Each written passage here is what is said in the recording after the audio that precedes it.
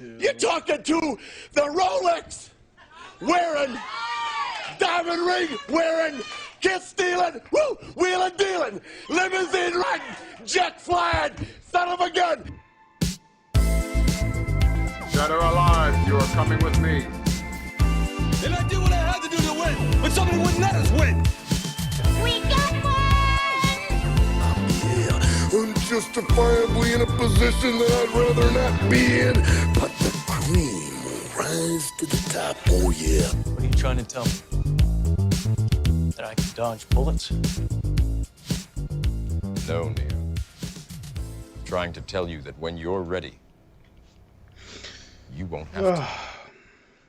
All right, guys, welcome back to License to View. It is a hot Sunday morning. Yeah, Sunday. Too. It's midnight on a Sunday morning. This is License to View. This is a pop culture podcast. I'm Jason. That's Zach. We got a lot of stuff going on, man.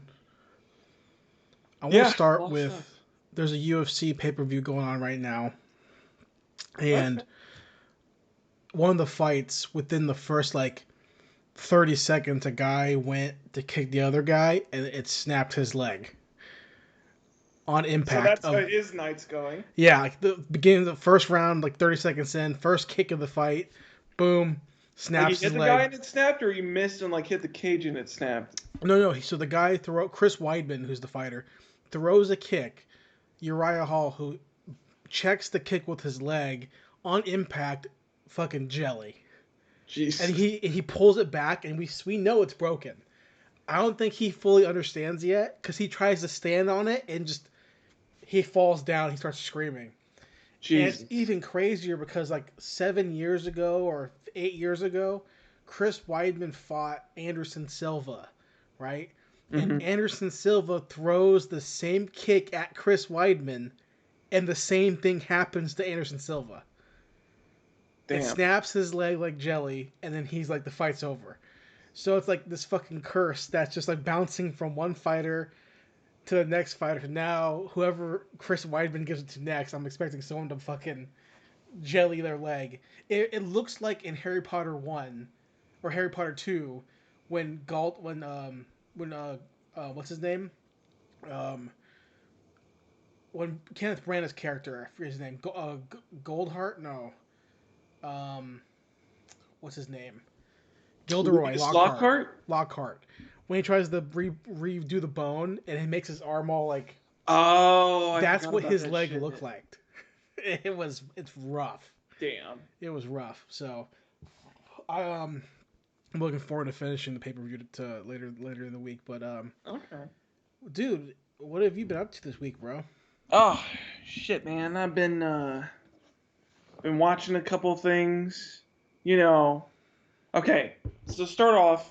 Yeah. I did lie to you last week because I told you that I would have completed season 2 of The Circle, which is not entirely accurate because I've completed all the episodes that are available. I didn't realize that it just came out, so they've only been releasing 4 episodes at a time. So it's only up to episode 8. So it'll take 2 weeks for me to finish it because the next 4 will be next Wednesday, and then the finale is its own separate thing. So, but if it was out, you would be done with it.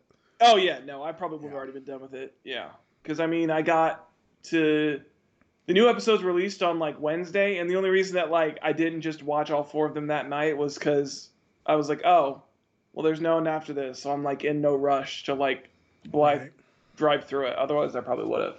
Right.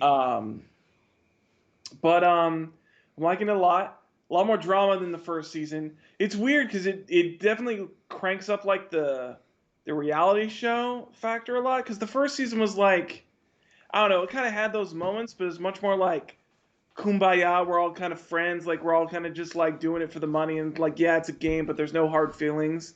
It's the very first big drama of this season is yeah, instant cat fight. These two bitches hate each other. They both think that each other one is a snake, and that's the whole thing for 3 episodes. Right. But once they left it, all just kind of calmed down a little bit. There's a little thing with the catfish, thing, because the whole thing is like whether you're real or catfish, and like going through the show, like trying to, whatever you chose as, like trying to make it through the show with that. They totally screwed over this one guy who is supposed to be like a guy pretending to be a girl. Like he's some like, I think he's like a 22-year-old from like, I don't remember exactly where he's from, but he's like an astrology major or whatnot. So he's like pretending to be one of his friends that's like this super hot, like 21-year-old like sorority girl. And they do like different like challenges and games and whatnot to like help break up the monotony of the show.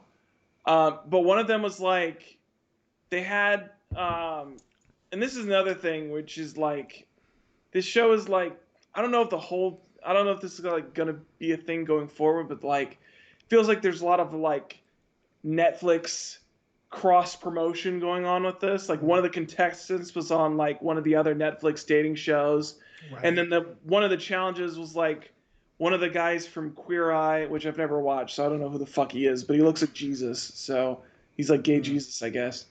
But he hosted like this makeup competition where everybody had to like do a mannequin and like try to make it look like as close to their face as possible.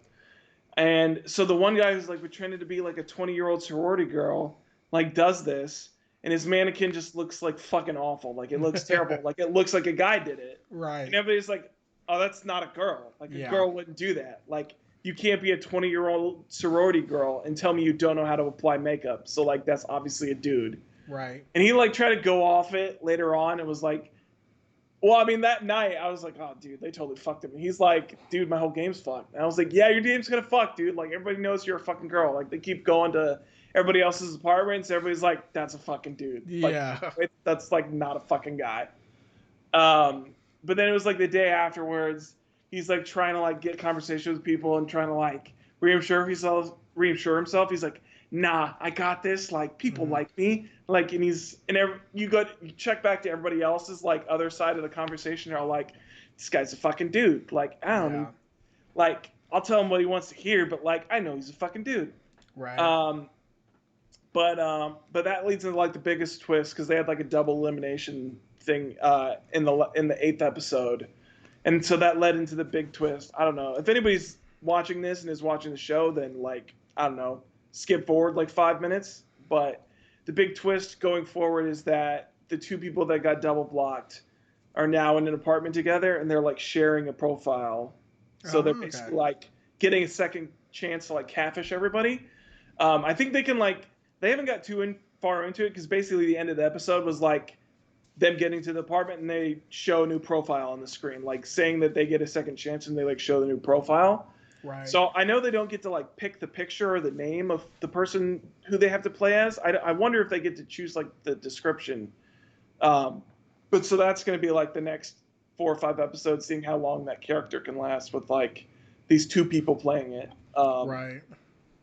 But, other than that, I don't know. I'm really enjoying it a lot. I don't think I'm liking it as much as the first season, because it really is like not... I think the biggest thing is that there's really no character that I like cling on to. Like in the first season, they had the fucking Jersey boy that was like, a guy that I could totally like see going to the bar and like hanging out with and like popping back a few brewskis, you know what I mean? Mm-hmm. There really ain't anybody like that this season. Like there's a character that I'm rooting for, and like I hope that he wins it, because out of all of them, he's like the one that I like the most. But like, I don't know. I could see myself hanging out with him maybe, but I definitely could see, popping back a few brewskis at the bar and like having a good time, you know what I mean? Right. So that's kind of like, I don't know, it's like weaker in that aspect. There's nothing like about the show per se. There's just not like that contestant that like I'm really like clinging on to. So that's the Circle season 2 so far. We'll see how it goes later on. So we had that. Some other things. I did watch, leading into our big topic later, I did go back and rewatch the 1990s Mortal Kombat movie, which I don't think I've seen since I was a child. Really? Okay. Yeah, so I really didn't remember fucking anything from it. It's a fun-ass movie. I enjoyed it a lot. Johnny Cage is great. Liu Kang's great. I like this Liu Kang a lot. He feels much more like a Mortal Kombat Liu Kang. Unlike, I mean, I'm sure we'll get to it later on, but like Liu Kang in the new movie is basically just like an exposition machine. Yeah. Which I didn't really like. Which is like, I will get into it later on, but like, the whole fact that they introduced that new character like completely fucks the dynamics of like all the other characters in the Mortal Kombat universe. Because like, if you have the new character and he's supposed to be the chosen one, then what the fuck is the point of having Liu Kang? Because the whole point of Liu Kang's character is that he's the chosen one that's like supposed to win the Mortal Kombat tournament. So if you like make a whole new character, because that's the 1990s movie. It's like Liu Kang's the chosen one that's supposed to help win the tournament. He's the one that defeats Shang Tsung. Like that's the whole arc of the character, and that's the arc in the games. Which I like that a lot, and I also like the guy who plays Shang Tsung. He made the whole thing. I can't remember his name, but I mean, he makes that fucking movie. He's great. I love him. Yeah, he's awesome. I just kept saying "Your soul is mine" every time he would pop up. That movie, and this is what it is for me as a kid, with a lot of these types of movies, like these like lower budget action flicks, is that like I never cared about Mortal Kombat growing up in a video game sense. Yeah. I played the whatever game was on PlayStation 1. I played it a couple times. I had it. I remember playing it. Because it had the good Sub-Zero in it. I don't know his name. But I watched this movie a fuck ton as a kid. Like I had it on repeat. I had it on DVD. It was one of the old school new I think it's New Line, right? Old New Line DVDs. I think so. Where it has the cardboard cover. Oh, the shit, black yeah. clip. I remember that shit. I would watch the movie so much. I've seen the first movie infinitely more than I've seen Annihilation. I've seen Annihilation probably like 10 times in my life, but I've seen the first one I can't even count. Yeah. Because I would watch it so much. It was my rotation. Like this, Street Fighter, were like just constantly playing in my house. I would go to the store and rent this and rent Street Fighter and all this kind of shit. So I thought that, in my mind, the chemistry between Johnny, Sonya, and Liu Kang, even though it's not a great movie, the chemistry is good. Yeah. Like for an action movie. I think Sonya's probably the weakest part of the trio, but like Johnny Cage is fucking fantastic in this movie. Like he really nails like the sarcastic asshole type of thing that like Johnny Cage really is. Like I think he does that really well. Clearly there's not like a lot of fourth wall breaking stuff in the movie, which is kind of sad because that's like Johnny Cage's whole other thing is like he's basically like the Deadpool of the Mortal Kombat universe where he's just like poking fun at everything that's going on around him. And instead of doing that, they really played up the whole like cheesy actor, like Jean-Claude Hollywood, Jean-Claude Van Damme, basically. Yeah. So they played that up a lot more, which I enjoyed a lot. And then Liu Kang's great too. I mean, there are so many in the first movie. There are so many things to me that stand out as positives, even though there's a lot of negatives in it, obviously. But like Kano is great. Shang Tsung is fantastic. Shang Tsung's fantastic. Kano's great. Goro looks ridiculous. Super complicated animatronic. Yeah, it's definitely it's. I don't want to say it's definitely, but it definitely looks like two people are standing on top of each other. It's a super complicated. If you go look behind the scenes for the animatronic, it's like, why are we doing this character? Yeah. I mean, Reptile looks dumb. Yeah, and then Reptile's dumb. Yeah. Until he becomes Ninja Reptile, and then he's pretty dope. Yeah. But then, like, giving Scorpion an actual Scorpion, it's kind of like, okay. I mean, that shit was honestly the thing that, like, I was like, when he's like, his spear had like a mouth, and I was like, what are we doing? Like, what is this? What's going on? And then the downside to the movies that, like, they really don't give, like, the Sub-Zero fight is, like, so short, it's so lame. Like, eh. And, like, what's stopping Liu Kang from killing him while he's charging up? Like, dude, it takes him so long to make the ice balls. So just fucking kick him in the nuts. The fight's over. Yeah. But with that being said, it's not a good movie, but it's a movie that I like a lot because of. I think it's a fun action movie, but it's also like dumb and it's nostalgia filled for me. Mm-hmm. So that I watched it too, just to rewatch it, and I mean I remember that movie. I remember every beat of that movie. So I don't remember anything. And Katana was great in it too. I didn't remember Katana being in it. So I mean the one thing I didn't remember as a kid, I didn't get as a kid, was that Shang Tsung led Sonya onto the ship. Like I never caught that part as a kid. I remember watching as a kid being like, "There's too much fucking talking. Like what are we doing? Get to the boat. Get to the fight. You know what I mean? Yeah. Or get to the. But see, the beginning of the movie, my kid brain would just dump all, like, it would remember your soul's mine because that's action. It would remember Raiden doing the sweep or the toss on Liu Kang at the White Lotus Temple. It remembers the club scene with Sonya and Jack, but it doesn't remember what happens. It's kind of like I remember it. You remember her there, shooting somebody, and that's about it. and that's it. But I remember, but the fucking Johnny Cage action sequence where he's like, "This is the part where you fall down." Forever, we'll remember that. We'll always remember that. Hey, Liu Kang, carry my baggage. Throws it in the water. I will never forget that shit because the guy who plays Johnny Cage is for that version of Johnny Cage, 10 out of 10. Yeah, perfect. 10 out of 10. So, and also the Liu Kang looks better than the new one. Yeah, and that was the other thing. I don't know. It's nothing against like the Liu Kang in the new movie because I mean, there's definitely moments where you're like, yeah, he's ripped, but he's not as big because the one in the 1990s is like big. Well, I mean, big for a Asian dude. Big for an Asian martial artist. Yeah. The Liu Kang in the movie definitely looks like more physique wise of like an Asian martial artist, but they're both. I don't know. I feel like Liu Kang should be like just bigger. The Liu Kang in the movie looks like he could be like snapped in half. The new Liu Kang is super lean and he's ripped, but he's super lean. That's the Black Power Ranger from the last Power Ranger movie. And then we'll get to it obviously when we talk about the movie, but my biggest disappointment is that Kung Lao has like no definition at all. He's like super like I'm not even afraid of you, dude. There's a scene where they're at the dinner table. I'm looking at his arms. I'm like, bro, there's not even a cut in your arms at all. You have fucking like noodle arms. I don't give a shit about you. That's why you're wearing armor all the whole time because they can't even take your shirt off. Yeah. You know, I'm out here body shaming, but it's Mortal Kombat. You're supposed to be like yoked up. Yeah. You know, it's a fighting game character. He's supposed to be like he should be like a big looking dude. I completely agree. So. Yeah. But yeah, I watched that, enjoyed that. That was a super fun time.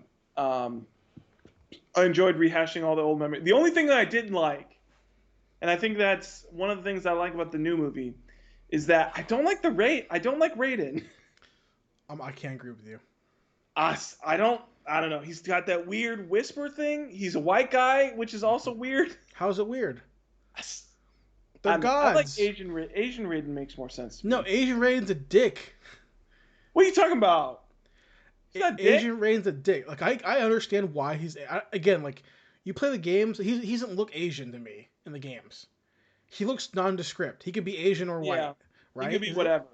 But like, I'm fine with him being white because he could. I feel like to me, Raiden would just change forms.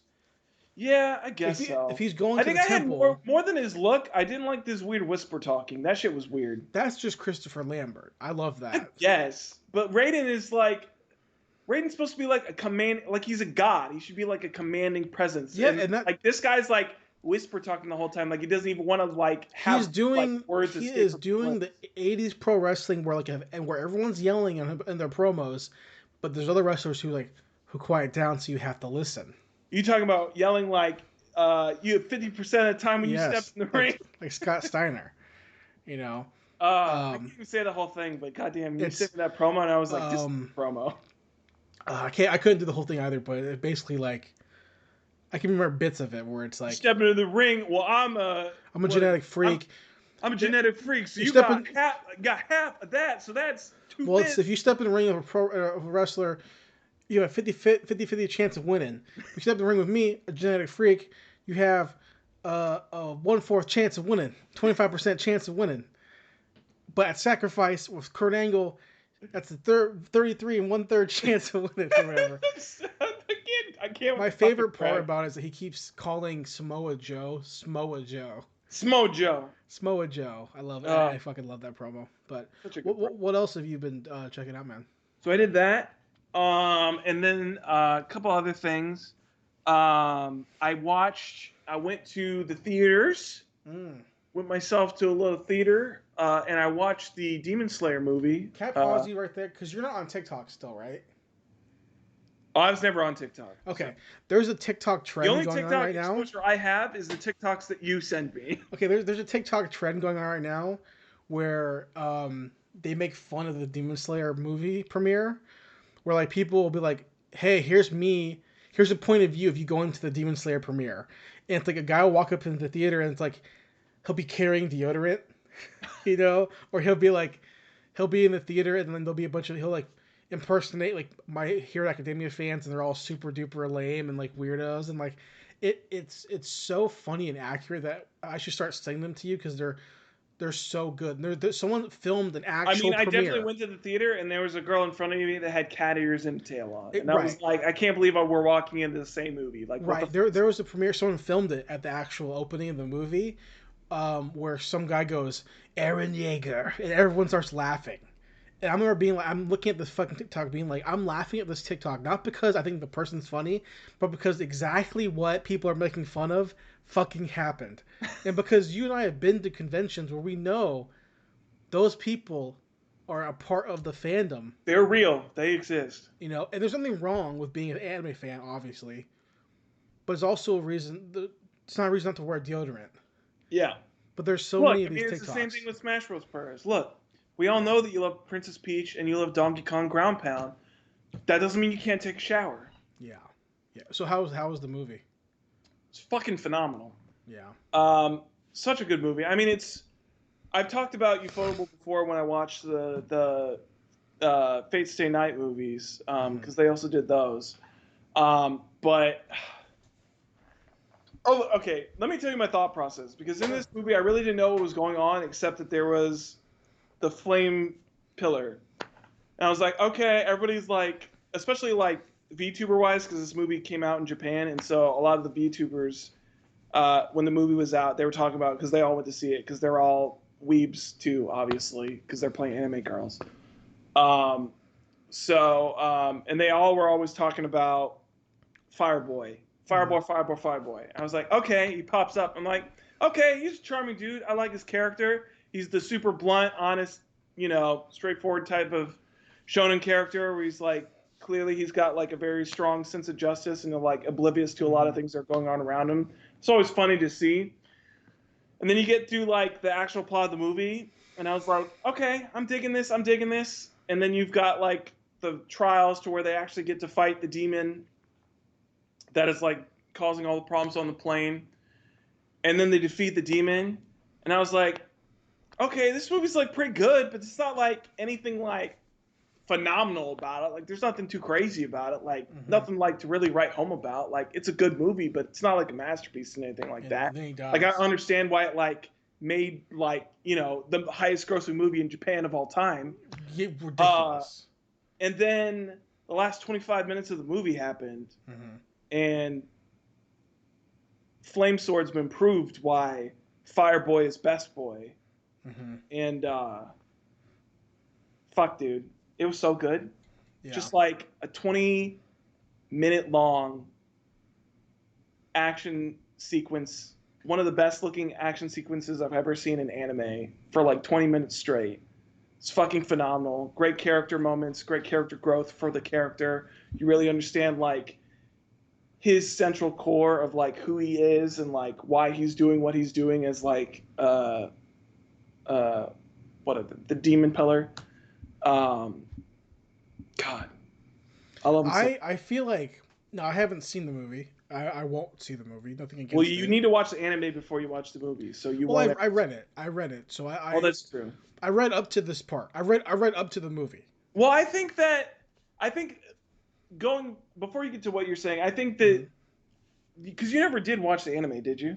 I watched like the first 5 episodes. I don't know, because I feel like this anime, and somebody made a really good point. I can't remember exactly where I saw it. I don't remember if it was an article or if it was in a group, but I feel like this is one of those anime that I feel like the adaptation so far outpaces like the manga. Where like the manga's like kind of okay, and then you watch the anime and it's like what they're able to do with like the source material and like the way that, not just like the way that it looks, but like the pacing of it and like the flow of everything that is happening and like the musical stings to it. I think they compared it to like how music manga is usually adapted better in anime, because usually when something is centered around music, it doesn't really hit as hard if you can't actually hear what the author is trying to tell you. So I think this is like one of those things where it's like, especially like the way that the sword combat works in Demon Slayer, where a lot of it is very, especially like the main character stuff, where it's all based around water and it's all flowy. It's supposed to be like a very like forward momentum kinetic type of movement. I feel like that translates not as well in manga form as it does in like anime, and being able to see like the actual like animated motion of like how his technique works and how he's like building up momentum and stuff like that. But I just think that, well, it's not hard because the manga art is trash. yeah, he dies in the movie, right? Who does? Does the fire guy die in the movie? Okay, yeah, he dies. Yeah. Who fucking cares? It's Demon Slayer. It's over. I care. It's over. The series is over. Not spoiled going into it, and then it happened. And I was like, he died. Well, see, if you go back episodes of the podcast like months ago where I talk about me reading it, I like have to hold myself back from being like, the coolest guy we saw dies. Like, I was literally like thinking like, I don't want to say it because Zach's gonna watch season 2. So like, I think it was when season 1 ended. I was like, oh yeah, I'm not gonna watch it because I read up to this next arc, and in my mind I'm thinking like, I don't want to tell Zach that the dude dies, but like, they introduce us to him and then he dies in the same fucking arc. Like, why would you do that? That's stupid to me. My point I was trying to say in that part was like the captains suck. If you remember our discussion, when I remember they're giving us a cool captain, we get explanation about him, and then you just kill him off. Yeah, I mean, I think while I enjoy that part of the movie a lot, and it's like definitely like the hypest shit like I've ever seen on the big screen in like an animated format.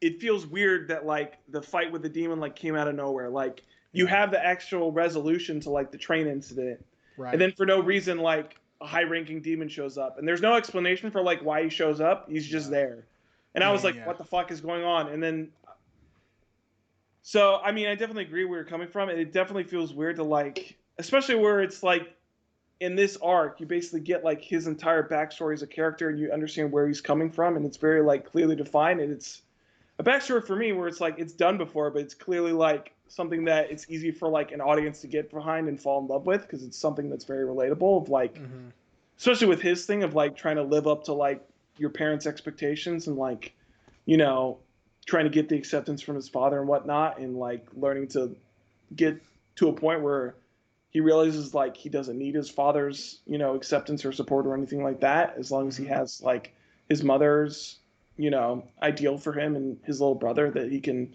try to, you know, lead down the right path. So yeah, it kind of blows that he just like fucking dies. I don't know. I guess it depends on like what catalyst his death has for like the three people going forward. Sure. I mean, definitely, you know, at the end of the movie, there's definitely like a sort of like, I don't know how exactly to explain it, but there's definitely like not a catharsis, but there's like hold on, I don't remember, Zach. Sorry, real quick. Who kills the demon that kills him? Nobody. At least I haven't seen him die. Like, okay. Tanjiro like throws a sword after him to try to kill him, but like you don't see him die. So as far as I know, he's still alive. Okay. Like he almost, like Rengoku almost killed him because he almost kept him out in the sunlight, but then he like tore his arm out of his stomach and like fled. So right. I haven't read past that. I mean, I saw that scene. I was like, okay, I'm done. And I was like, I don't care. I didn't care anyways. Really, it's just more like when I'm interested in something, I'll just binge read to see what happens. Like, so when the manga ended a couple months ago or whatever, I read the ending. I have zero context for the ending, but I was reading the ending of the manga and I was like, this is me with no context being like, this is the fucking ending. This is fucking dumb. And the ending could be fucking amazing. I have no idea. But to me, I'm like, why the fuck is this the ending? And then I was like, I'm never reading this. It could make complete sense as to why the ending is this. But if I tell you the ending, Zach, you will not believe me. You'll think the ending sounds dumb. If you look at it right now, you'll be like, with the context you have now, you'll be like, why? What happened? What happened along the way to make this the ending? Again, I have no reason to know what happened, but when I read the train thing, I was like, okay, I think I'm done forever. I don't get it, and maybe I'm just very particular about my manga choices, I guess, or shonen choice. It's entirely possible because I think specifically with you with like manga and anime, you're definitely a picky person for sure. So Well, I don't like generic shit, and anime is so redundant, and manga is so redundant that it has to succeed. There's a reason why we know all these tropes through and through, because it's redundant to shit. You know, yeah, if every show or series has this, if there's a genre of a character that has a name, like, okay, shit, okay, insert the mean girl who's actually nice, insert this character, like, okay, like that's fine if people enjoy that, obviously, but for me, I get bored of that stuff real fast. yeah. So when I'm reading a shonen thing, which is the one thing I really enjoy, I like captains. I like having power levels, right? You show me a captain, you make him really cool. I love fire shit. I love fire dudes. He has a cool design. He looks like Arcanine, but in a person. Right? Yeah, he basically, yeah. And then you just fucking kill him off. So now you're telling me captains don't do shit. Like, it's the speediness, because this is arc what, 3? I think it's technically like 4. So because I think the first like, from what I remember from the anime, it's like first 12 episodes are like 2 or 3 like mini arcs, and then like the back half is like one. So, giant but in arc. terms of major story arc, this is the second major story arc. Would it be? Is that a safe assumption? I would say. Trying to think back. Okay, so it's all. So it's training, becoming a demon slayer. The twins. The spider thing. Spiders. Hold on. You got the twins. You got the house. Mm-hmm. So I guess you kind of find those.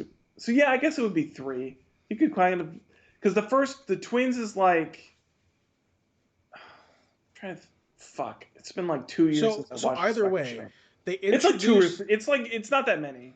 They give us the captains, and then immediately, and don't give us any other information, and then immediately kill one off. Yeah. Like, in terms of creating tension or building up characters, like, now I think every captain's weak. Well, I think that's kind of what, and I don't know if they explain this in the manga, but I feel like they kind of did this in the anime, where they basically had,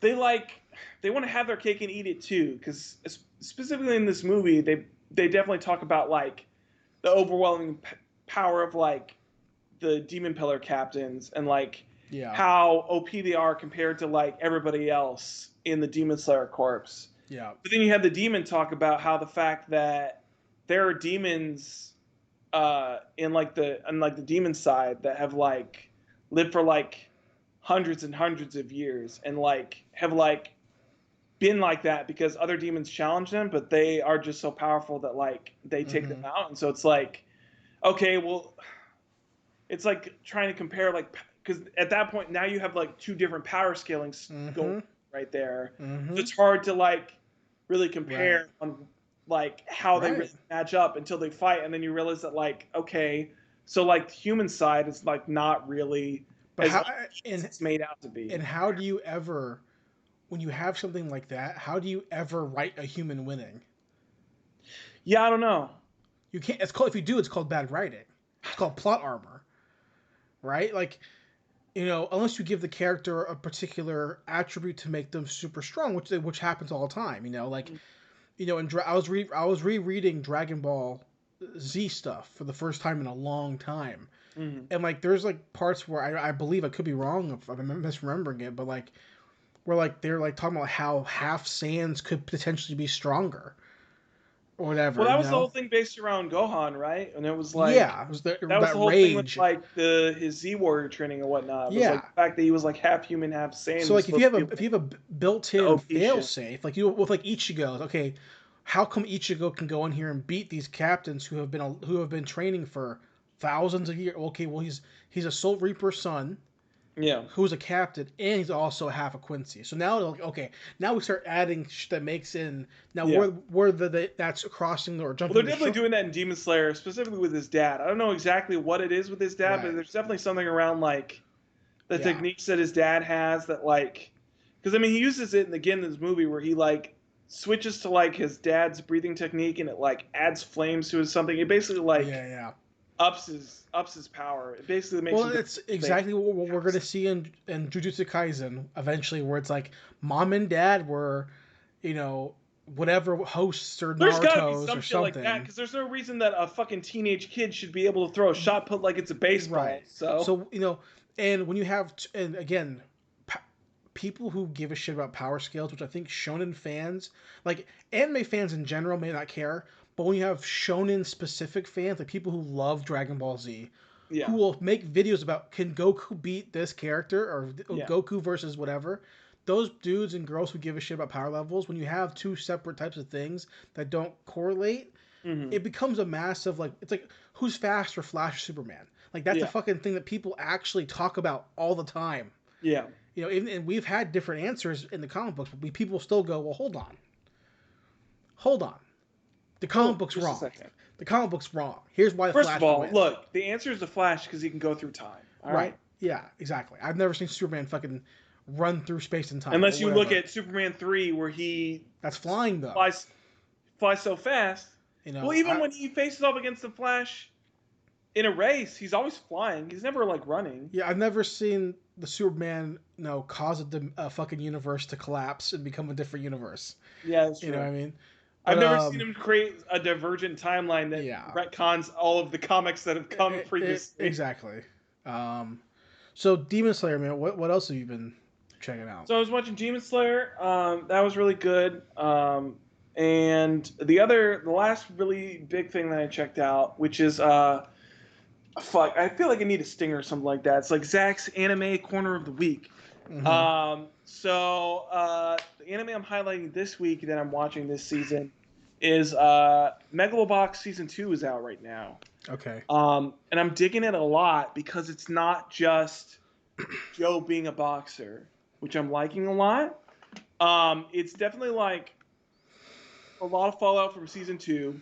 So basically the old man who was his trainer died somehow. We still don't know how he specifically died yet, but he died, and somehow it was Joe's fault, apparently. Somehow, some fucking way.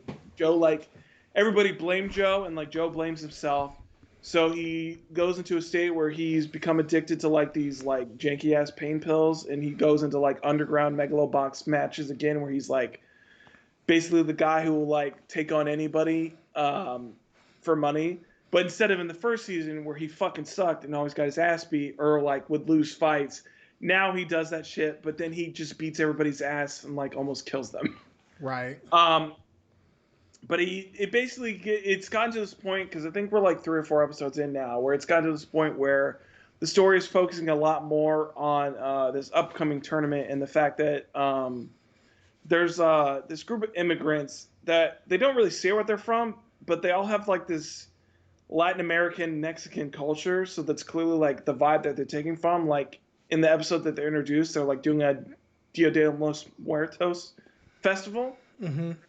But so it's all based around this guy that Joe ended up fighting earlier, who he was like having a match with, and he thought he was gonna beat him, and he threw this like Hail Mary punch that like he knows shouldn't have connected, but the guy went down because he threw the fight. To get money. So it's all about him, at least right now, Joe training this guy for a new tournament where he's not going to, at least as far as I know, I don't know. I feel like it's kind of on the wall that he's going to throw this fight too, but he's trying to win the tournament to get the money because evil businessman is trying to throw the Mexican immigrants out of the place that they live. Because they basically live on like, I don't know, it's like an abandoned amusement park, sort of. I don't know. It's very strange. But I'm enjoying it a lot. It's definitely hitting on that Mexican, like, old Western vibe with it. Joe is very much feeling like a Clint Eastwood man from no name, like Man with No Name. Like he's just blowing into the settlement, and he's like gonna try to change it for the better, because like deep in his heart, he knows that that's the correct justice that he needs to pursue. So I'm really digging that aspect a lot. They're really digging on like, especially with like the OST and the music. It definitely feels like something that should be out of like an early like 20th century Western. Sure, it's definitely got that feel and that vibe to it. And it's weird that like have that vibe of like being a Western, but it's also surrounded by all the steampunk shit with like the megalobox. You know, they've got their like exosuit skeletons to box, and that shit's like all still present there. But then there's also this weird like immigrant Mexican culture, Western vibe, like El Dorado type of shit going on. But I'm really liking like that mix of that. As far as that aspect of like the Mexican culture and the steampunk, I don't really think I've ever seen something like that before. Like the Western and the steampunk is always kind of there, but it's always from the aspect of like cowboys and shit like that. It's never really from the aspect of like the, you know, the, I don't know what the correct comparison is, like the, it's not outlaw towns. I don't know. You know, immigrant settlements, basically. I don't know. I don't know the correct word for it, but I'm liking it a lot. You know, it's still that megalobox, so it's got that like 90s feel, 90s artwork, specifically with like I feel like I noticed it a lot in that last episode that it's like very stark outlines for each character. The outlining and the pen work around everybody, it's very distinct. It pops a lot, and I'm liking that a lot. But yeah, so that's my Zach's anime corner of the week. Nice, man. Yeah. Jason, what you been checking out, my man? Besides Mortal Kombat. Yeah, besides that, I got a couple things. A&E last Sunday, WWE has been doing a lot of A&E stuff. They have a new A&E show about like they're trying to go find like not paraphernalia, but like memorabilia across the nation or whatever. And they're doing a 8-part biography series every Sunday where they do like a biography about a wrestler. Okay. And last week the premiere was Stone Cold, which I was excited to watch. I mean, I know everything about his history, so it wasn't like anything new. And they interviewed him, and they interviewed all the other wrestlers or whatever. And it was well made and well put together. It wasn't the most in-depth biography documentary that I would have liked about him. I don't know if Netflix is still doing one or if ESPN is doing one still. I don't know what the case was. He needs like 7 parts. You could really do that, or even if we're gonna do someone, we talked before, but this was 2 hours long with commercials, and you need like 2 hours full, or 5 parts, each episode 45 minutes, and break it down more, because they touch on stuff at the beginning of his career and they rush to Stone Cold, which I get because it's the biggest part of his career. But then they really missed a lot of good stuff that I think is really important. Stuff like about him and Brian Pillman and his time in ECW would kind of break more into that. So all stuff that I think they could have touched on, but they really focused on him becoming Stone Cold, which I get because I understand. I get it. So I watched that. I don't know what's tomorrow or today. I don't know what. I think it might be. Maybe it's Bret Hart or Ultimate Warrior. I can't remember who it is, but there's. The rest of the episodes seemed like they seemed okay. So I mean, I'll watch all of them. Warrior one. He's always been one of my favorites. Yeah, it's gonna be a problem with that one though. If they do it fully, if they do it if they do it with the reality of it, they're gonna talk about him being racist. But on the flip side, I think May 4th or May 5th, Dark Side of the Ring comes back for season 3 on Vice, and I always love watching that. So I'm excited for that. I know they have Moxley in it for some death match. I don't know who the wrestler is, but some death match guy. So I'll talk about that when that comes out. Watch that. Then I watched TMNT the movie, the first one. Shit, dude. Because we mentioned it last week, so I wanted to watch it. The Jim Henson one? Yeah, the 1990 Yeah, Fuck yeah, the dude. OG movie. God damn, that's such a good movie. Yeah, so I've rewatched it. I've rewatched it every couple of years. I mean, it's one of those movies I know by heart.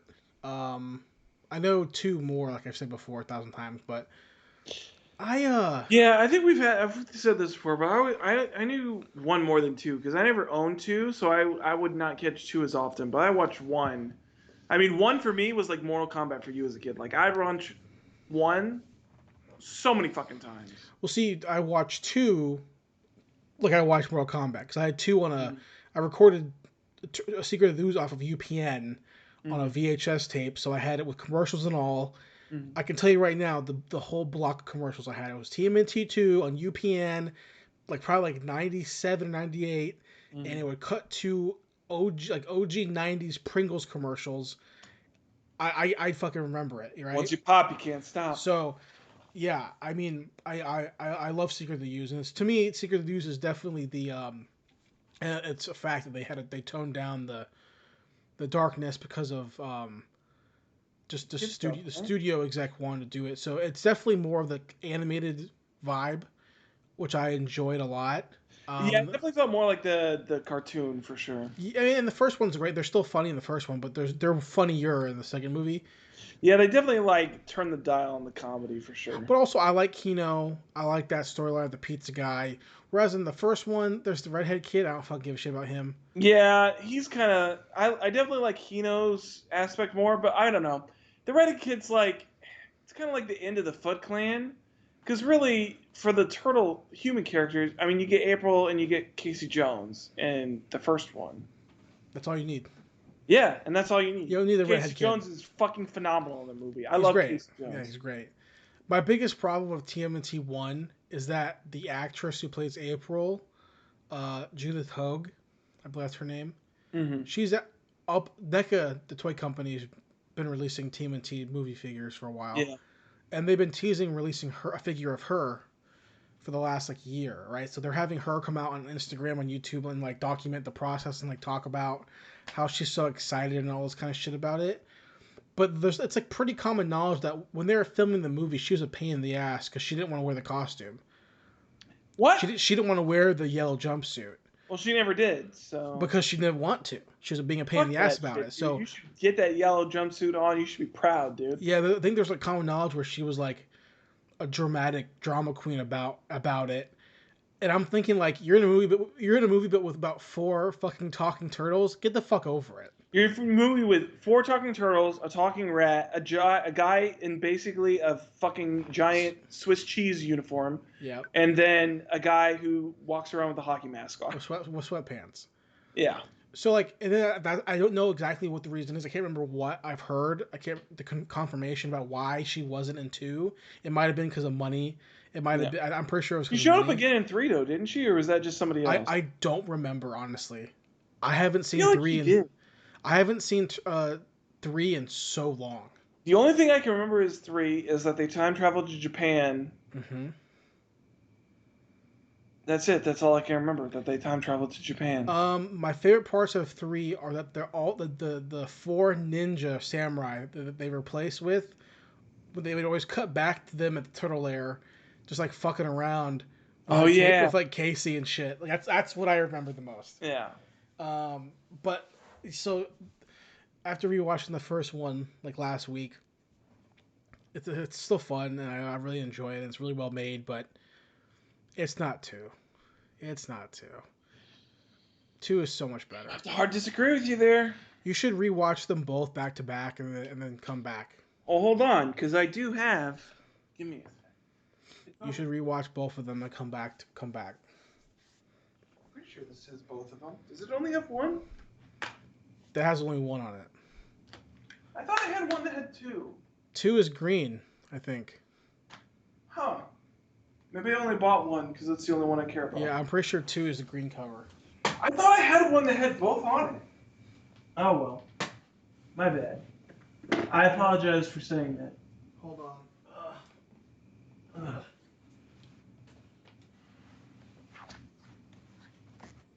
I'm falling off my chair. I thought there was a combo pack Blu-ray that I had, but I guess I must have been thinking about something else. There might be. I don't have it on Blu-ray anymore. I Yeah. don't think. But I do have. Lay it on. I got. Damn, dude. That original VHS Got stuff? that VHS, baby. Ooh-wee. Right, got that 1 right there, or I got that 3 right there. Got that number 1. I like the black cover, honestly. Black cover's not cool. bad. I have the poster right here, but you just can't see it, obviously. Mm. And the one that matters the most. Mm. I don't know about that. With the fucking jumping intro at the beginning of the movie. I will say, the one thing that 2 has over 1, it's got Vanilla Ice. Ninja Rap, baby. Go Ninja, go Ninja, go. Hold on. I want to prove to you that we know I'm not fucking lying. About what? About how I feel about number 2. Go Ninja, go Ninja, go? Here's my Spotify recent searches. I'm going to scroll down. Okay, I don't know if you can see it. Let's see, Gojira Ninja Rap. God damn it. And right below Ninja Rap, On Our Own. On our own. You know that's from Zach? Not off the top of my head. That's Ghostbusters 2, baby. Shit, that's why I don't think I've ever seen Ghostbusters 2. Okay, what? I've seen parts of it, but I've never seen like the whole. I've never sat down and watched it. You're being serious. No, I've always just rewatched Ghostbusters because I love Ghostbusters, and then I'd always heard through the grapevine that Ghostbusters 2 was not good. Okay, so Like, I know they go around in the Statue of Liberty, and I know Vigo the Carpathian's there, and I know he comes out of a painting or some weird shit, and I know there's a bunch of slime, but like I've never like sat down and watched it. Okay, Ghostbusters 2 is awesome. Is it better than 1? Absolutely not. Absolutely, in no way, shape, or form is GB2 better than GB1. This is coming as from a guy, and this is so weird to say this, dude. Like we talked before about this. Like when we talked about Ghostbusters, and like, you know, I've said openly, like, I was never a huge Ghostbusters fan. Yeah. I've seen these movies a billion times as a kid. A billion. You would think that I was a Ghostbusters fanatic if you saw the view count on my VHS tapes, right? Yeah. But I just never really like loved it that way. Not like I love these. Yeah. You know what I mean? But I've seen Ghostbusters 1 and 2 1,000 times, and Ghostbusters 2 to me is really fun because it takes place obviously years later. Their business has failed. They're doing parties to make money. Sucking the goats, boys. We're the Ghostbusters. And there's a river of angry slime underneath New York. And as New York gets more mad, the slime boils up. And yeah, it's fucking awesome. I mean, the craziest thing for me is that you have the entire montage of them being like super badasses in Ghostbusters 1. Then Ghostbusters 2 was like, nah, they're failures. Well, eventually they fail. But there is still one scene in Ghostbusters 2 that scared the shit out of me as a kid, and it scares the shit out of me now as a 28-year-old, which is where I can't remember his name. He works for is it Dana? What's her name? Dana, yeah. Right? For fucking Sigourney Weaver? Sigourney Weaver's character. It's someone who works. I think it's her boss. Maybe is the character. The little weird, small, like European guy. Can't remember his name. But he's possessed by Vigo, basically, right? And Vigo wants her baby. That way he can like possess the baby, right? So he sends this fucking guy to like go steal. I could be getting this wrong because I haven't seen Ghostbusters 2 in like 3 years. But he goes to steal the baby, and he's on a bike flying up to her apartment, and he looks fucking creepy as shit. He looks so creepy, and I don't know if it's creepy that it creeps me out now because I was creeped out as a kid. Like the idea of the way they made him look it up or look after the podcast. But like it's like, don't watch the movie, but you don't have to, obviously. But the scene is creepy.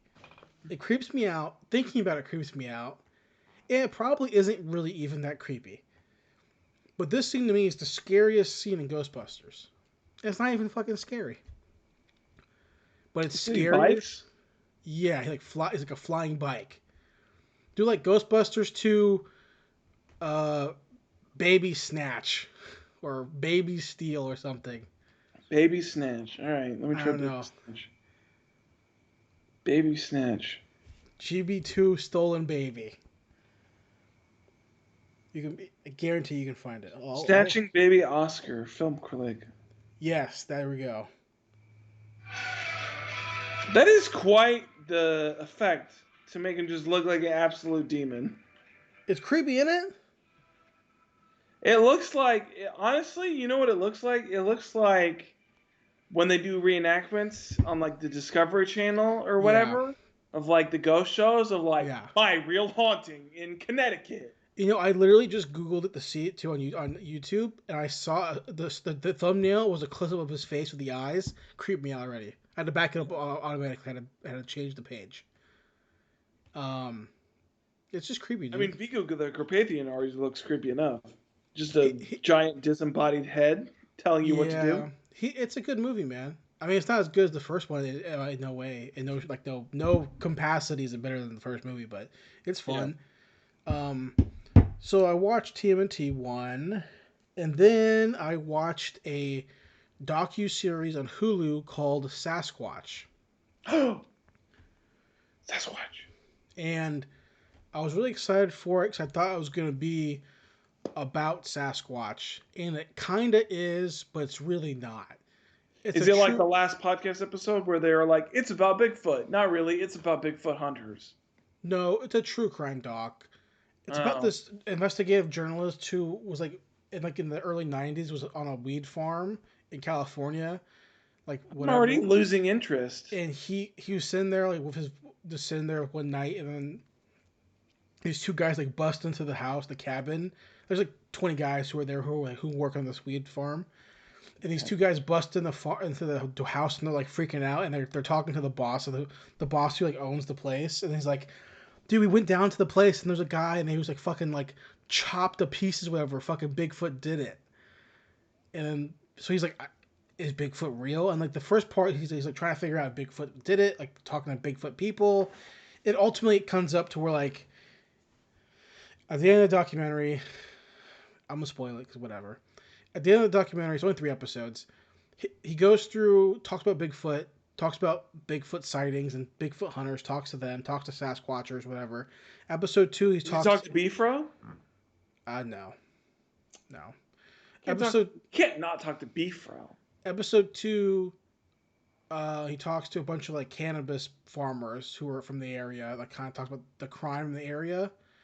And then episode 3, they confirmed that's not Bigfoot, that it was actually a homicide, obviously. And he calls the guy who was the boss of the farm that he was there. The guy that it was they told these guys came up to, and the guy's like, yeah, I'm not giving my name, but I'm telling you this right now, we planted that. There was problems going on, all the weed farms up there, and one guy was talking too much, so we wanted to scare him, so we killed some fuckers that were talking too much. It looked like a Bigfoot attack. And then we planted the other guy that found the bodies with him, and was pretend that's Bigfoot. So he would go tell people that was Bigfoot. And it's kind of okay, well. That is the most infuriating thing I've ever heard. I just wanted a documentary about Bigfoot. I want Bigfoot. That's all I wanted. That's all I wanted. Why can't I not have... Jason, why can't we have Bigfoot? I just want Bigfoot. I can do a whole episode about Bigfoot. I can do a whole episode about Bigfoot. We want to talk about Bigfoot. We want to talk about Sasquatch. We want to talk about Yeti. We can talk about all of them. We can talk about the Abominable Snowman. But see, here's the thing, though. You're classifying Bigfoot and Sasquatch as different things. Big feet. You're classifying them as different things. That's the way you view them, or do you consider them the same being? I would consider them all under the Bigfoot umbrella. Right. I think it's different versions of tigers. There's regular tigers, and then there's Siberian tigers, and they look like white. You got the Bigfoot, and you got Yetis. Yetis are white Bigfoot. Okay, not white. They're snowy Bigfoot. Yeah. I think that the more I think about it as I get older, as a kid I was fucking stupid. Why? No, duh. But as I get older, I'm well, megalodons were real. But maybe. So look, why would we all get older? We always go to the age-old question, age-old addendum. but maybe. Well, it's like, why wouldn't they be? You know? Why couldn't they be? Like, why wouldn't they be? Jason, why couldn't they be? And then I think about well, I mean, duh, like vampires, of course. Jason, let me ask you this: Have they ever proved that they're not real? Exactly. You know. They can say that they're not real, but they never proved it. Right. And if they did have proof, I still wouldn't believe them. No, 100%. They're liars at that point. I would just be like, at that point, they work for Big Brother, and they're part of the system. They're part of the problem. Fake news. You know, a few months ago when the Navy was like, they confirmed a UFO, and people were... Bitch, that happened like 2 weeks ago, and I was all there for it. And people were freaking out, and I was like, they've done this before. Like, they do this all the time. They did it, I mean, they did it like a year or two ago. When UFO they finally released the footage. Yeah. UFO just means they can't identify it.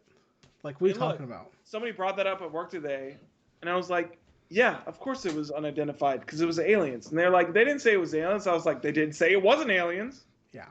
The question is this, and that's the problem that people have, right? Because people's minds are too small. And they don't... Everybody's in here in their closed box in 2021. They're like, hey, I know everything. I've been through the pandemic. I know what the fuck's going on. Bitch, you don't know about reptilians. They don't... The problem is that people think that these backdoor deals don't exist with different levels of, you know... People don't understand that Eisenhower signed the Gaeta Treaty in the 1950s, and that's why we have to give away all of our fat women to the reptilians. Right. Or do you not think that like half the senators are using dark magic, left hand? Well, hold on. Are we talking about left hand? Or are we talking about right hand? I feel like a lot lower. I feel a lot lower. More of them lean towards the Aleister Crowley of the butt sex route, because they're all. You think so? I think so. And look, none of them are competent enough to pull off chaos magic, so we can just. I think that I think they are. They have college degrees and shit. They're super conniving. Nah, I think their left-hand path. Come on, seriously? I would say they're more left-hand path than chaos. None of them are smart enough to pull off chaos magic. I would absolutely. That requires study and concentration. None of them have that. They're lawyers and shit, bro. Lawyers can't fucking think about anything that's happening 5 seconds ahead of them. Well, I mean, how do you think OJ got off? Racism. Yeah, but still, the point is that I absolutely think that half the senators out there, of both sides, not saying one side. Look, we all know about the secret satanic pedophile rings. They all exist. Well, who do you think keeps the fucking Illuminati in power for so long? Like, you think they just sit there? Well, first of all, why do you think all these senators can stay in Congress for so long? Because they're being paid off by the Illuminati, because the Illuminati know their dirty secret that the pedophiles it's not even paid off part of their rings. I don't even think Pizzagate is real. It's not even paid off because the Illuminati picks the senators, so it's not even paid off. It's like your time's up. Okay, I say you're right. I do want to say that Pepsi Blue is officially coming back. Is it? Because you've been saying this for a long time. I don't even know if I really believe you anymore. That's fine, because PepsiCo posted it on Twitter. I just feel like you've been hyping up this Pepsi Blue comeback for a long time, Jason. May 4th nationwide. May 4th nationwide. Okay, Blue. so a week? Like 2 weeks? Is that what it is? They posted it on Twitter, so I mean, May 4th is like, it can't be that far away. New bottle design. Looks like Pepsi Blue color, so that's Tuesday. I'll be out there. No, next Tuesday. I'll be out there, man, looking for Pepsi Blue. I'm looking forward to it. Look, I'll look for it just like I look for my 3D Doritos, and if I find it, I'll immediately text you and let you know that I found it. I'm gonna bring it on the pod if I can find some. Well, I mean, obviously, if I can find like a 6-pack, I'll definitely bring some on the pod for sure. We can do a taste test together. I'm fine with that. Yeah, absolutely. Last thing that I did this week was watch the Shang Chi trailer. Oh, yeah. From Marvel Entertainment movies. I did watch that again today. Still a really solid trailer. Yeah, the trailer looks fine. Looks like a Marvel movie. Oh, yeah. Looks what I would expect. It definitely felt like a Marvel movie. It felt like It gave me Black Panther vibes when they started like putting in the hit. It sounded like a Run the Jewels song like they had in the Black Panther trailers. I was like, are they trying to like give the Black Panther vibes because he's Asian and he's a minority? Is like that's what they're going for? Probably. I don't know. I thought the trailer looks fine. I think he looks fine. I hate Aquafina and everything she does. Really. Yeah, she's like the part about it for me. Also, I'm thinking like, dude, we have so many Asian people. But we always go back to Aquafina. Like, she has to be the go-to, like, funny best friend for Asian movies. We can't, like, figure someone else out. We can't pick someone else. There's gotta be somebody else out there. Like, geez, Louise, man. Like, what about the Asian comedian chick? She's got to be not doing anything. She was pregnant a couple of times. Oh, Ali Wong? I don't want her either. I don't know. Fuck it. It's better Pick someone new. Sticking Aquafina in something. Find someone who's not famous yet, and then just pick them. I don't give a shit. Just don't pick her. You know? And maybe at the end of the movie, maybe... Because literally, it's like Raya, the Raya movie. Aquafina's in it. I was going to say, is that Aquafina too? Crazy Rich Asians, I'm pretty sure Aquafina's in it. I could be wrong, but I'm pretty sure she is. I guarantee you she's in that movie. Ocean's 8, Aquafina's in it, right? Hey. We don't have to talk about Ocean's 8. Hey. Let's find a different... Hollywood. Look, Ocean's 8 is the movie that has Rihanna in it. We can't look to them for casting choices. Hollywood was like, yo, we're going to be so diverse, we're going to pick the same Asian person over and over again. Well, that was the same thing that I guess you could say that's the same thing they do with black people, where it's like, oh, we need a big black name stick Denzel in it. We got it.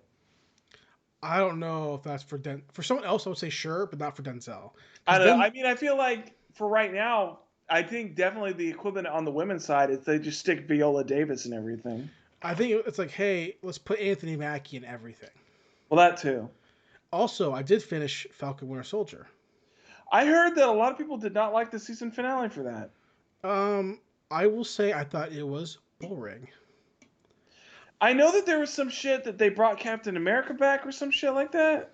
Mm-mm. Like a different person who like took over the Captain America. Oh, John Walker's character, yeah. Yeah, Russell Crowe's kid. Why? Well, Kurt Russell's kid. Kurt Russell, goddamn it. So I every time we watch, my girlfriend and I are watching the show the last 6 weeks or whatever, I get pissed off.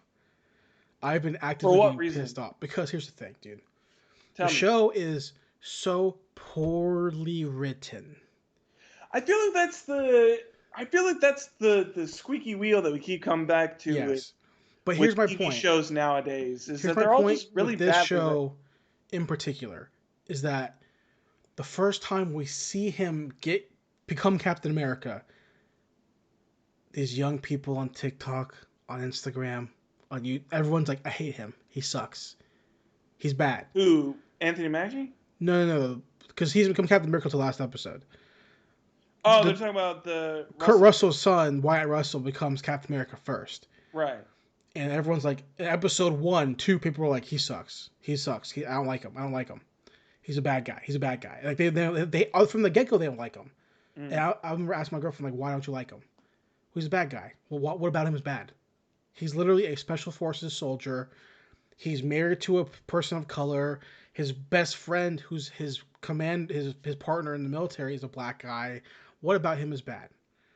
Oh, he's a white guy, and this comparison between this other character, black character in the show, and him, whatever. It's these really bad comparisons about race in the show that make no sense because, spoiler for fucking Winter Soldier, eventually Wyatt Russell's character, John Walker, and his partner, his name's Lamar, they are they're still in the military, but they're army guys, I believe, special Green Berets or whatever, and at some point they were in the Middle East on a mission and their whole team gets destroyed.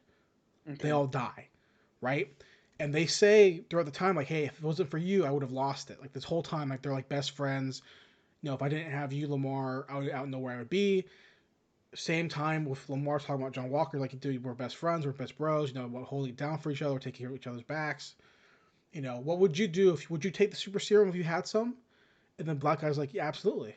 We would have saved so many lives, right? Well, at some point, John Walker finds the extra serum, right? Takes it. He becomes super soldier. Mm-hmm. they're hunting this terrorist girl. This terrorist girl blows up a building full of innocent people, right, for her cause. Mm-hmm. No one on the internet is saying she's a bad guy. They're still mad about this John Walker character for being shitty, right? So he has a super serum. What does he right? do that is shitty? I don't know. I don't understand. Like, is it just the fact that he's not Anthony Mackie? Or he's not Steve Rogers? I don't fucking know, right?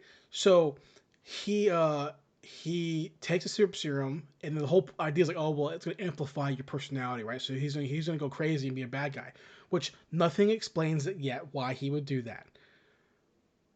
The terrorist lady, who's also super soldiers. Well, I guess they kind of did that in the original, because the whole point in the original Captain America movie is that Steve Rogers was chosen. Good person, yeah. Right, we get that, but nothing so far in the show explains why he'd be a shit person for taking the serum. Oh, right? Nothing explains why John Walker would be a bad parent. Right. People just don't like him because he's not Steve Rogers or Anthony Mackie. Right. Right? That's the fan reaction to the character. Now the character's not a good guy. That's the point. He's not a good character. He's not a good character. He's a soldier, right? So he takes the super serum. He fights a terrorist, which is a bunch of Captain Americas. They're all super soldiers too. This terrorist. There's just a bunch of super soldiers everywhere now? Yes. This terrorist who blows up a building. Why the fuck is there just all this super serum all of a sudden? This terrorist who blows up a building full of innocent people, right? People who aren't bad guys. Just blows up, doesn't give a shit about it. And then this terrorist lady kills his best friend, who's not a super soldier, punches him and hits a pillar in the building and just kills him on contact, kills him. Lamar? Yeah.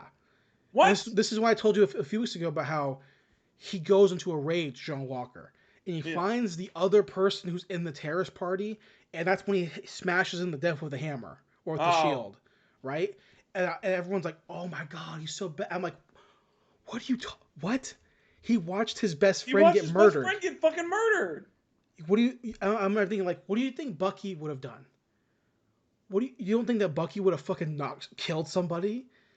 What do you think Steve would have done? Steve would have done that. Like, do we not think that Captain America in 1946? You think he just incapacitated? Steve did do that when he thought Bucky died. He went fucking. Do you not think that Captain America just like didn't kill Nazis? Yeah. Like, what are you talking about? You don't think Iron Man killed bad guys? Yeah. So I'm like thinking like it's this really stupid narrative because of the racial tension in the show that could be super well done, but they write it so poorly. Yeah. So at the end of the show, John Walker has a redeeming moment where he lets his revenge go to save innocent people, right?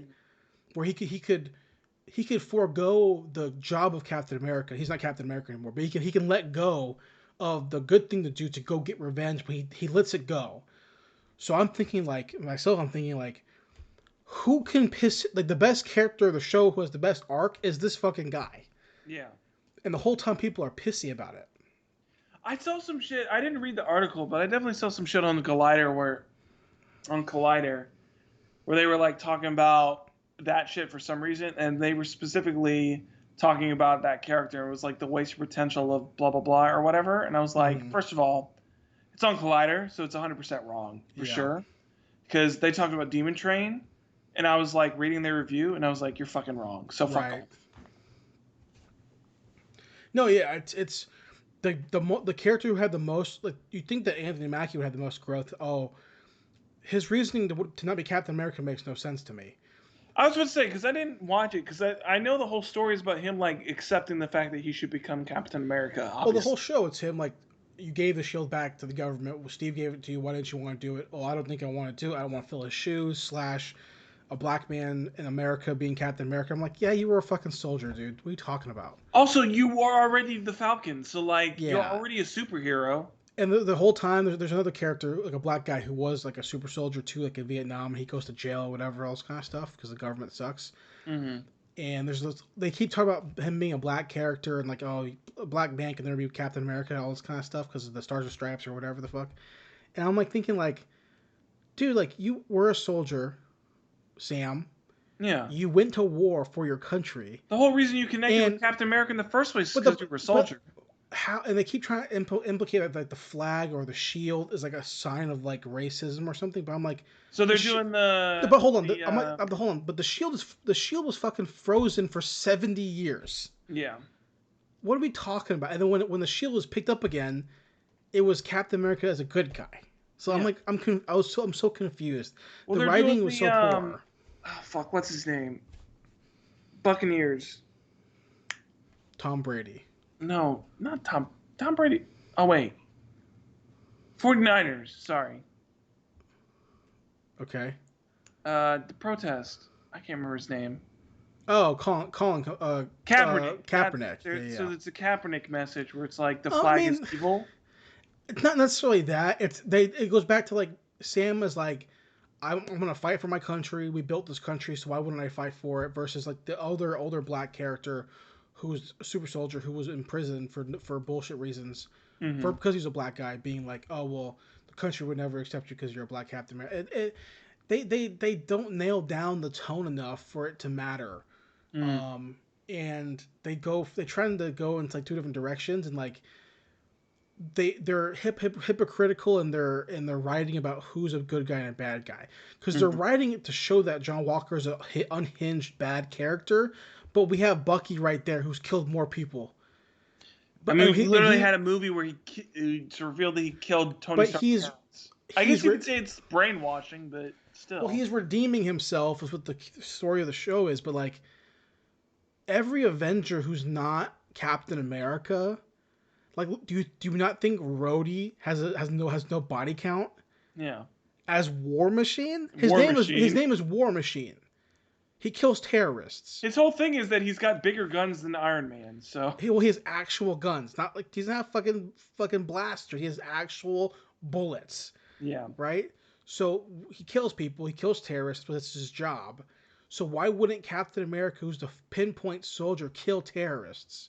It makes no sense to me as a narrative standpoint. Now, if we're going to judge that character for killing a terrorist who we just witnessed kill an American soldier or agent, which is what happened, right?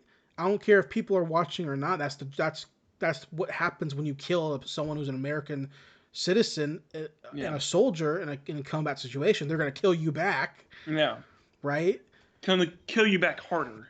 It makes no sense to me because in the show they're trying to fucking pivot like, oh, well, he shouldn't have done that because he's a bad guy. He shouldn't have tried to get revenge for his friend. So, like, straight up, like, I'm going to tell you right now. Tell me. Real quick. The entire John Walker story of this show. And tell me who's the actual victim of the show. Okay. Right?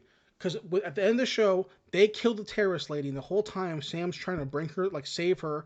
You don't have to do this, whatever. And it ends with him, like, carrying her dead body out as though she's some sort of victim, right? So here's John Walker's story.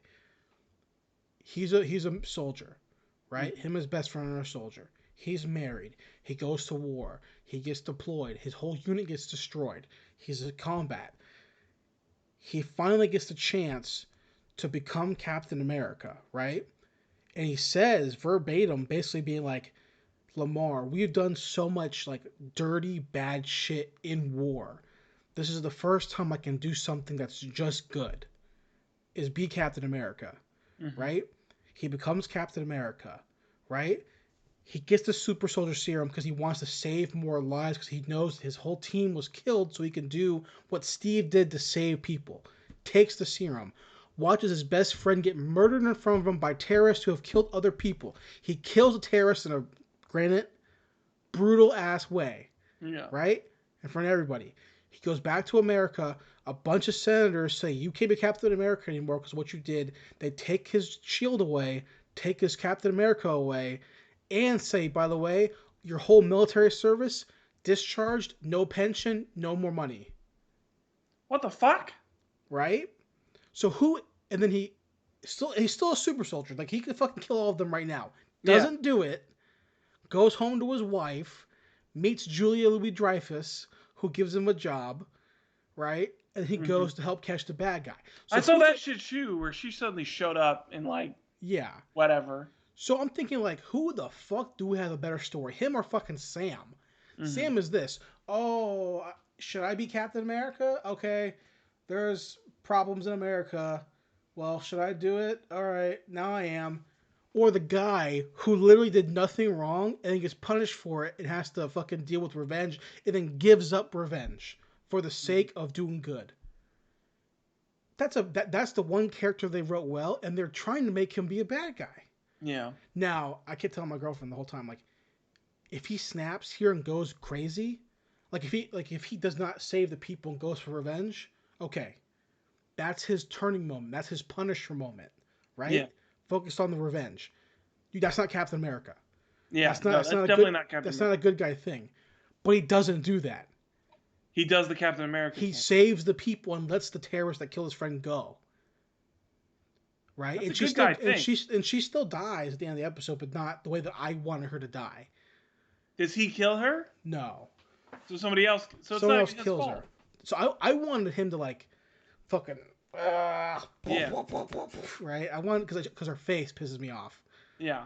I wanted him to like fucking like I wanted him to like take Bucky's arm off and like beat her to death with it, man. I hate this fucking character so much. Her face was pissed me off. I feel bad for the actress, but just the way that her dialogue was coming across and the way they wrote the character just fucking made me so annoyed the whole time. Yeah. So I'll end that with that. Okay, I got you. Yeah, I probably won't watch that then. That doesn't really feel that good. If the one character that I would like in that show is going to be like fucking shitted on the whole time, I don't know. He is. He's absolutely shitted on. Yeah. Yeah. So you're not missing much. Well, that leaves us our final topic of the week, something we've been talking about for a while. We have. Been waiting for a hot minute, and that is Mortal Kombat 2021. Yes.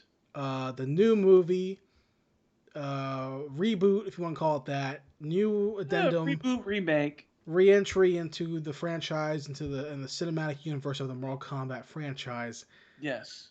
Zach, what are your thoughts? I had fun with this movie. I came out of this movie and I enjoyed it a lot. But it definitely has issues, which I definitely think that we'll get into later on. But before we get into those, what did you think about the movie? I thought it was a movie. No, for real though, I think the movie was fine. Yeah. I think it was fine. I would not say it was better than the original. And that could be nostalgia glasses. I wouldn't say that it was Coming from somebody who doesn't have nostalgia glasses, I don't think that it's better than the original, but I don't think that it's worse than the original. I think that they each have like, there's clearly some things that the original are better at that this movie is not so good at. Specifically, some character stuff, which I think the new movie is not as good at, and the original is much better at a lot more of the character stuff. Yeah. As far as, I think the one thing that the new movie benefits from greatly is better action choreography than the original. I like the fights a lot better. Specifically, the fights between Sub-Zero and Scorpion are like on another fucking level. Because whenever Joe Taslim is on screen, it's like, God damn it, dude.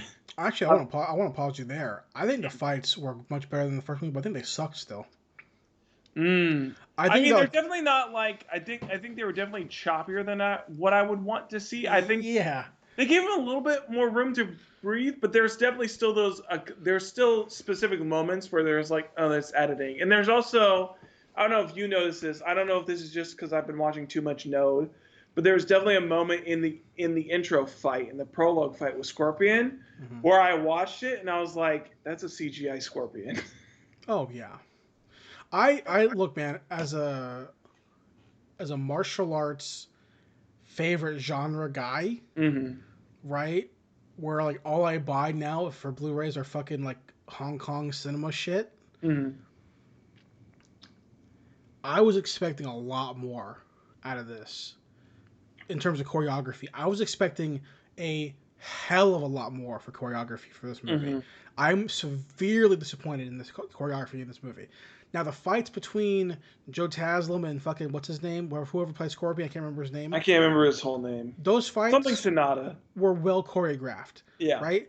But every other fight, piss poor.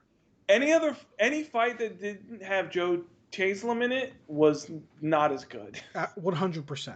100%. And even if underneath those fucking suits were fucking stunt performers, I don't care. Those fights still stood out as being much better fights. Yeah. Even, and I'll get to it a little bit later when we get there, but in terms of visuals, great looking visuals. In terms of music, forgettable. In terms of... It's totally forgettable. Forgettable shit. In terms of fight choreography... That was the thing that disappointed me the most, because I texted you after I watched the original, and I was like, God damn, dude, they're hitting me with the feels, man. They got so many fucking drops of that fucking Mortal Kombat song. It just keeps coming back. And this one, I mean, hats off to you, man. You predicted it. I really, you didn't get a single drop until the fucking credits started to roll. Mm-hmm. And then you did that. And then it wasn't even the thing, because then it was a remixed version of the original shit. No, I will say this. I do believe in the last fight, they do have the orchestral version of it, right? Oh, they do have the orchestral, but it's not the same, dude. It's a slower version, tempoed, but you don't get till the end of the movie, which of course is going to happen. Yeah. But in terms of, for it to be, because they came out before the movie came out, and they're like, they're all doing like the behind the scenes interviews with the actors were like, Joe Taslim was the fastest person on set. We couldn't keep up. I saw that shit. All this shit. They had that interview, I think, a couple of times where it was like, I can't remember. I recognize the guy who played Jax, but I don't remember his name. I've seen him in other shit. But he had that line where he was like, Joe Taslim was so fast, they had to say, hey, man, can you slow it down? Yeah. They're like, this only happened with two people, Bruce Lee and Joe Taslim. And I was like, first of all, I'm sure it's happened with other people besides him, but I get where you're coming from. My reaction to that line was, shut the fuck up. Hey, shut the fuck up. That's the dumbest take. You seen the Jackie Chan movie? Have you seen Jet Li ever? Yeah. Like, shut the fuck up. Yeah. Right? And I watched the movie expecting some fucking slow as shit choreography. Yeah. Slow as shit choreography, bro. Turn on a fucking Jackie movie. Turn on a Heart of Dragon, you piece of shit. Yeah. Turn on Dragons Forever, you motherfucker. Millionaire Express. Talking about fucking fast choreography over here. Mm-hmm. What are you talking about? Right? And I was so unimpressed with anybody who wasn't Asian. Sonya Blade choreography? Get out of here. I think she's not that bad. Jax was kind of like, although he did have one of my better, well, that's not true. Kung Lao had the best fatality in the whole fucking. Yeah. But Jax's wasn't too bad. He fucking just thunderclaps the dude and squashes. And I was like, it's a pretty good fatality. That's a very Jax fatality. Yeah. I almost wanted his Mortal Kombat X one where I would just see him just like fucking rip his face in half and just stick a cigar. But he hadn't been smoking the whole time. Yeah. Which is another thing. Jax is basically Carl Weathers. Why is he not constantly smoking the cigar? Right. Well, because it's bad for publicity, I guess. I don't fucking know. I guess. I don't know. I don't care. I wanted to smoke a cigar, and I wanted to take that cigar and put it out in the corpse of a dead man. I want to say this, because I'll start breaking down the things that really... I'll hit the positives. I'll hit the positives first, because there's very few. Okay, I can name you my positives. Go for it. Joe Taslim. Guy who played Scorpion. Mm-hmm. The effects for some of the creatures, not Reptile. Reptile looked stupid. Yeah. Bagora looked great. Yeah. I mean, he looked better than the original Mortal Kombat. For sure. Shang Tsung, even though he wasn't as cheesy, I wanted him to be more cheesy. I think that's the biggest detriment to this movie overall, is that I get where they're going for. They're trying to be like a more grounded, realistic version. But it's hard to be grounded but that's what I'm saying. Yeah. It's hard to be grounded and realistic when like one of your characters is a fucking lizard. Yeah. I will say this before I get to my positives. Visually, look great. Suit costume designs were accurate for the most part. Yeah, they look good. The actors look good. The actors looked and fine. Kano was great. I hated Kano. You didn't like I Kano? fucking cannot stand that motherfucker. I hated this fucking comic relief shit. I hated it. Hated it. It's fine in short bursts, but the whole fucking time, I don't give a fuck. I think it got a little bit too much when it was in the training stuff. That was like a little too much for me. I'll stop you. I'll get to that in a fucking second. But well, I mean, getting into that, I mean, that's the problem I have with the whole movie, which is it's more a Kombat movie. There's no fucking tournament. So it looked great visually. Yeah. Color correcting was fine. Forgettable soundtrack. Sound effects were fine. Acting. Here's where I start going downhill with this movie. Okay. I'll start with the acting before I hit anything else, because I will eviscerate the fucking story, eviscerate the writing. Well, the story is like you could tear that shit up with like a fucking pencil. I will want to eviscerate the fucking screenwriting, but in terms of the acting, not one person, and I'm including Joe in this, and I like the actor a lot. Mm-hmm. Not one person in this movie stands out. Not one character is Shang Tsung from the first movie, where like they fucking state it's Mortal Kombat. They should be larger than life. Not a single character comes to life off the fucking screen and stands out. Not one of them. Not a single character. You have Ice Guy, you have fucking Soul Man, you have fucking Spinning Hat Dude, and not one of them comes alive. They're all fucking bland, paper cut, boring, fucking weak characters. But the first movie, we get fucking Shang Tsung, Johnny Cage. You have two massive characters who fucking like really like fucking are in your face, super interesting, and not having Shang Tsung be something like that. He's like super like calm and it's boring. Everyone's boring. And if that's supposed to be realistic, it's Mortal fucking Kombat. Yeah. Everybody's too subdued. I agree. Yeah, it's definitely like. I mean, the standouts for me. I think the character I enjoyed watching the most was like. Probably Cabal. I guess. He's like, eh. I mean, I think before we get into more of this, because I'm sure we'll eviscerate this even more, but I did enjoy some of the Easter eggs that they kept fucking plastering in front of our face the whole time. So Nightwolf, we're never getting Nightwolf because he's basically dead. He's dead. Pissed me off. And then they also talk about Kotal Khan in that same scene where you see a scene and it's basically like the Aztec headdress. And I was like, okay, so Kotal Khan exists on Earth when he's supposed to be in Outrealm, which makes no fucking sense. And then you have Katana's fan with no katana, which pissed me the fuck off. And then Kano tries to steal Jade's amulet, which also fucking made me mad. Why are you putting these Nazca characters if you're not going to put them in? Well, I get it, because you have Cole, so you don't need Katana, because Katana's whole thing is based around Liu Kang. So if you're not going to have Liu Kang be a character, which they clearly didn't want to have, then you don't need Katana. But don't put the fan in there. Well, they put in characters that became nobodies. You know? I mean, Kung Lao's such a dope-ass character, and he always gets fucking sidelined anyways by Liu Kang. So the fact that they sideline him in this, and they just got him fucking killed, pissed me off so much. So here's where I'll start with my opinion, with my thoughts on this, because when I say that no actor in this movie stood out, I 100% mean that shit. No one did, because the screenwriting sucks. The screenwriting sucks. The pacing is terrible. The editing is boring, and the movie was fine. You know, but in terms of character development, straight up, adding this new fake character ruined the movie. Yeah, no, it ruined it.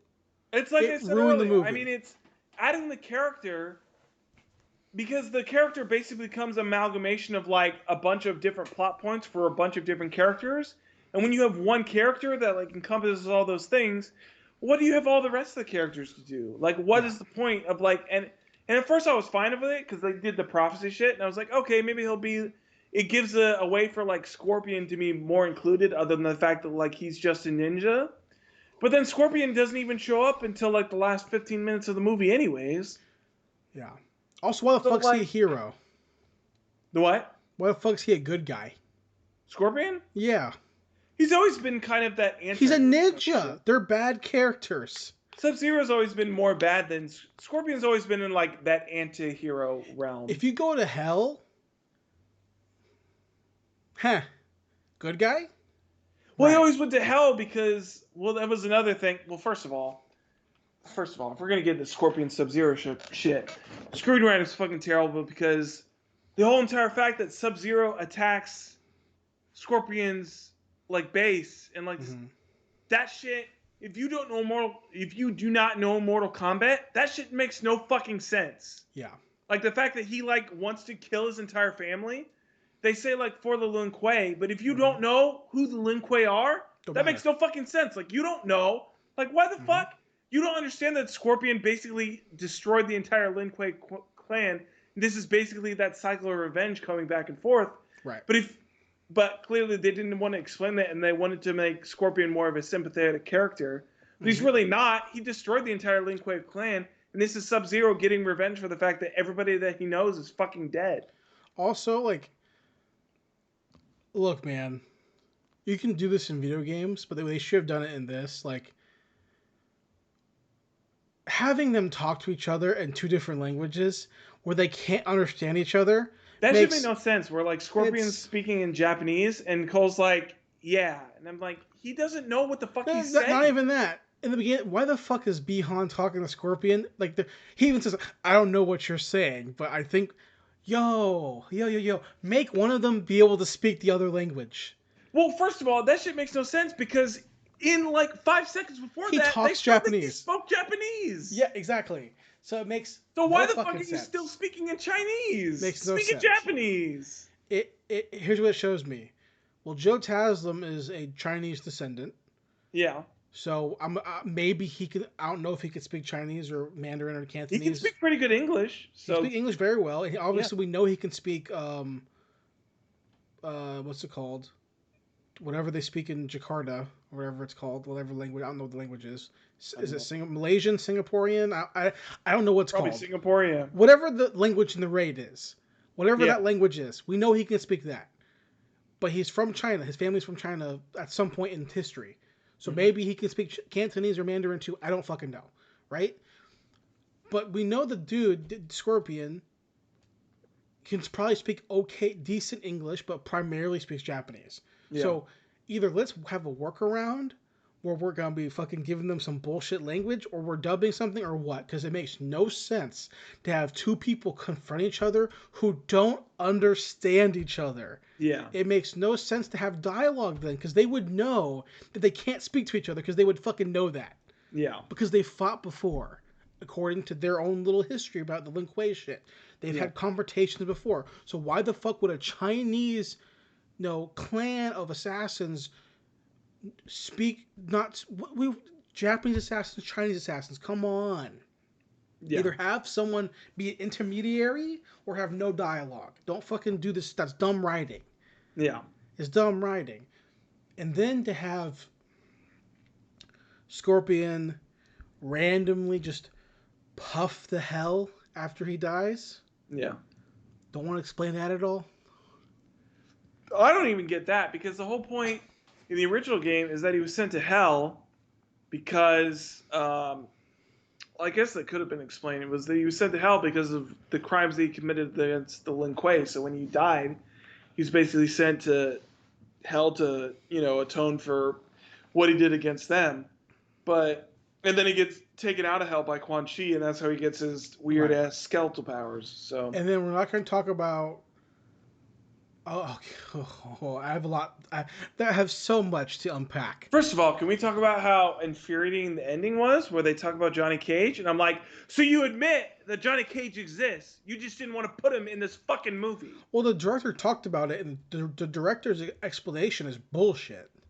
I didn't even hear it. What was the director was explanation? essentially, I'm paraphrasing here, but it was like, oh, Johnny Cage is like this extra, like kind of like loud character. We want to be able to kind of figure that Fuck out you, in the Johnny next Cage is like the movie, savior of human race. or some He's shit. like the second Liu Kang. I read the interview where he mentions why they didn't pick him in the movie, and it's the stupidest bullshit. It's the stupidest fucking bullshit. So every actor is boring. Yeah. Liu Kang, boring. Right? Liu Kang is basically there to explain what people don't already know. Yeah. Kung Lao, boring. Looks bad. I don't mind his outfit. I think he looks weak as shit. Oh no, his physique is terrible. Great descendant of the original fighter Kung Lao. Really? Are you? You look fucking lame. You look lame as fuck. Yeah. You look lame as fuck, dude. Because you're next to Liu Kang, and Liu Kang is fucking yoked up.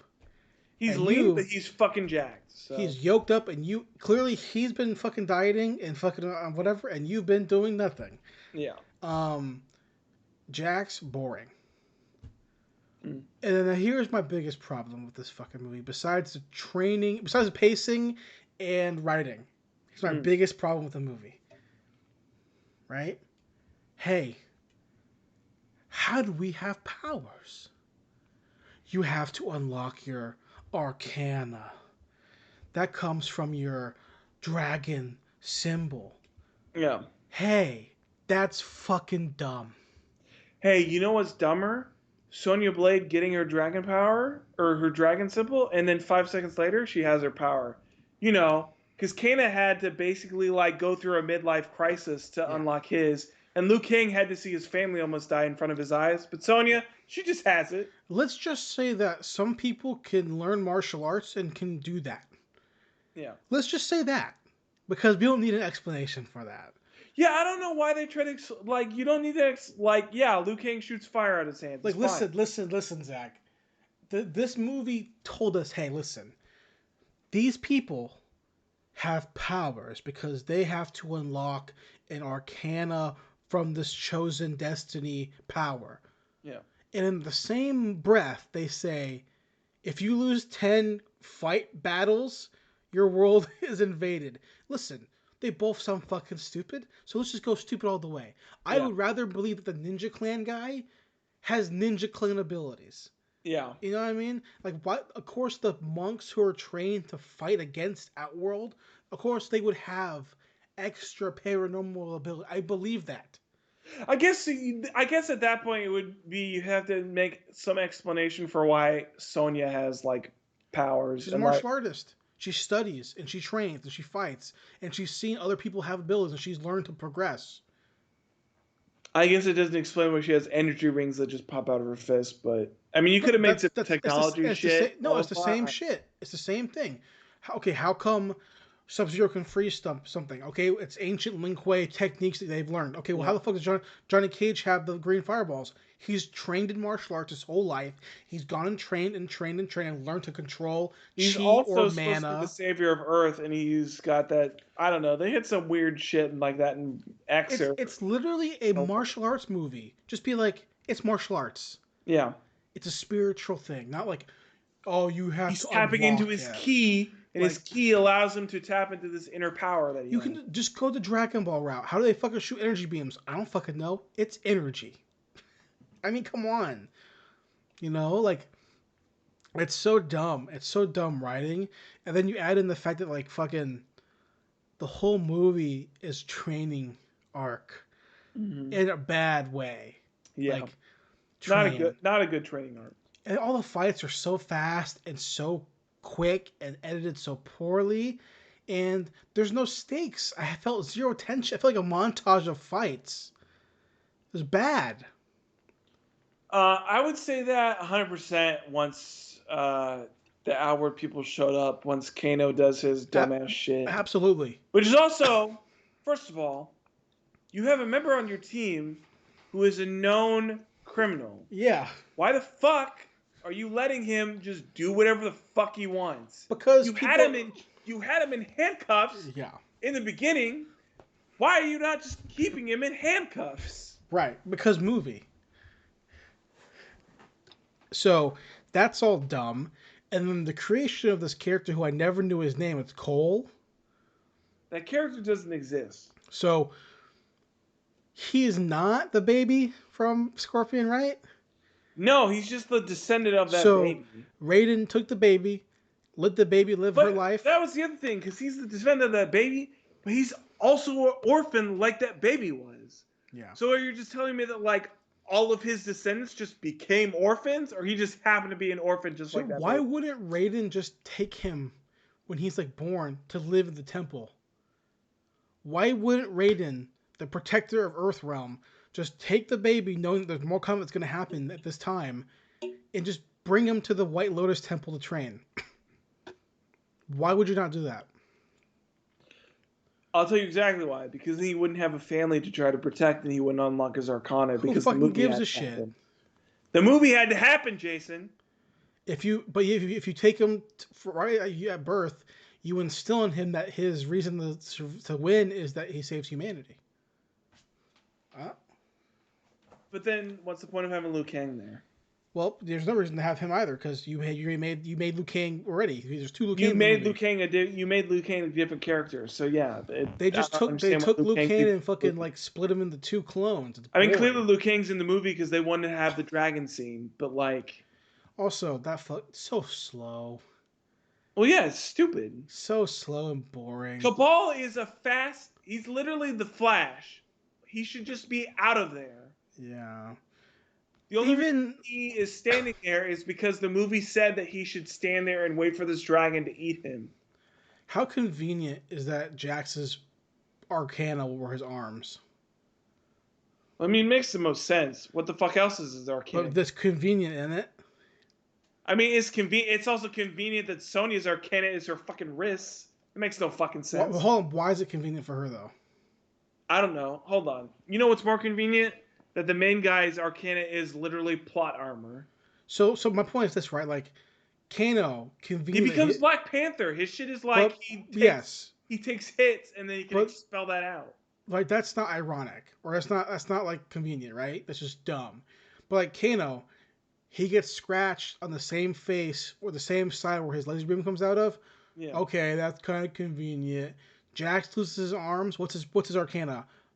Mechanical arms, not magic arms, like machine arms.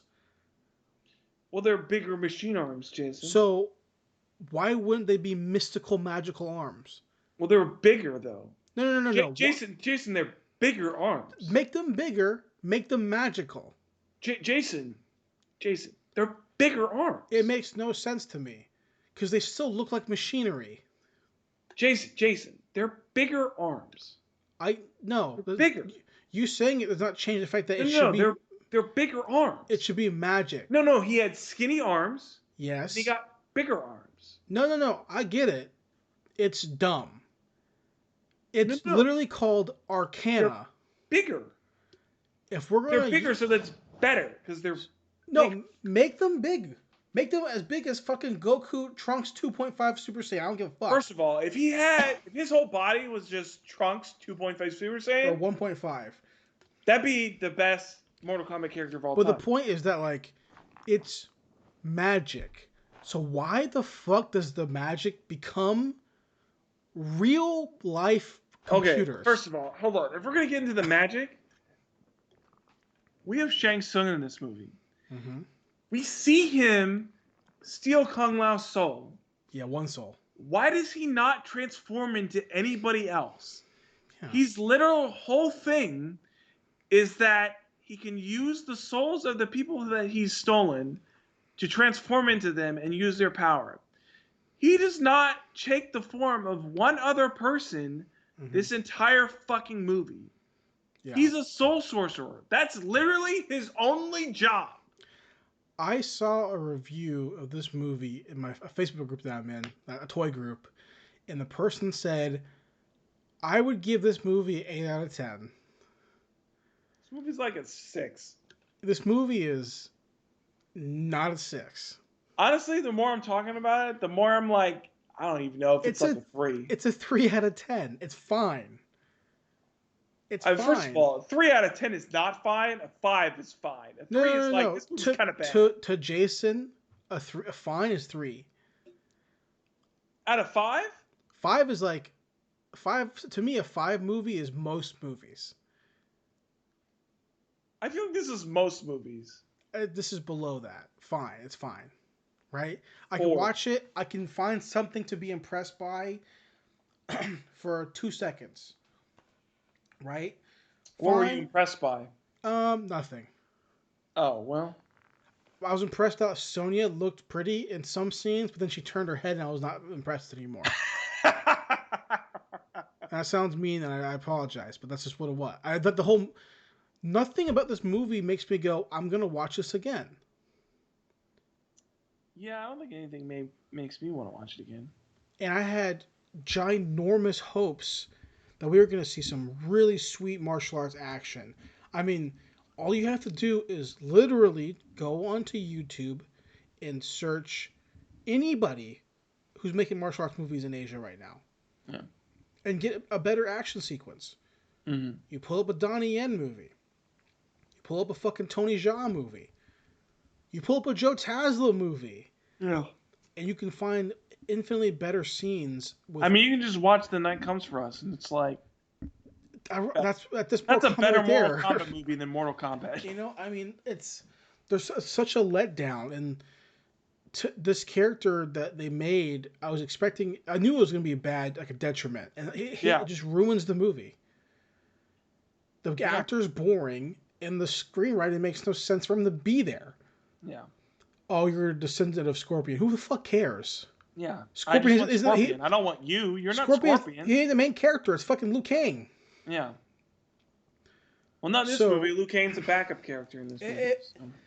It blows my mind. If this movie it has 70% on Rotten Tomatoes. Also, hold on. So before you get to that, because I remembered this because I was looking at comments on Reddit and they brought this up and it makes sense.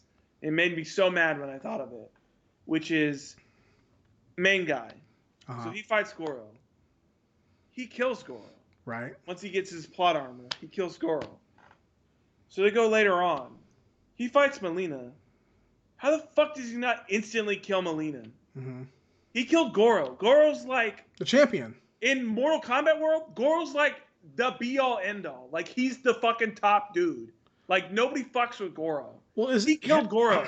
How is he not... How is Melina not dead?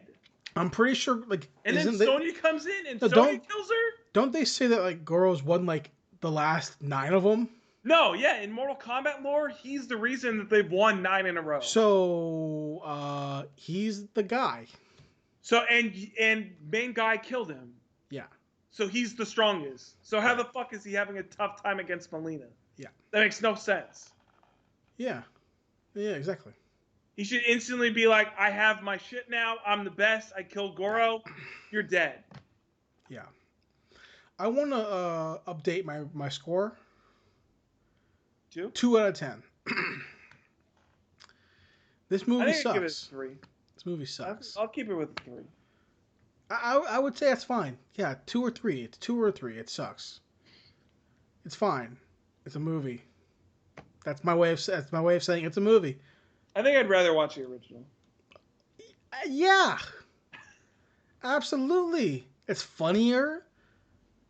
Straight up. It's got Johnny Cage, which this is when you fall down now. And the guy's like,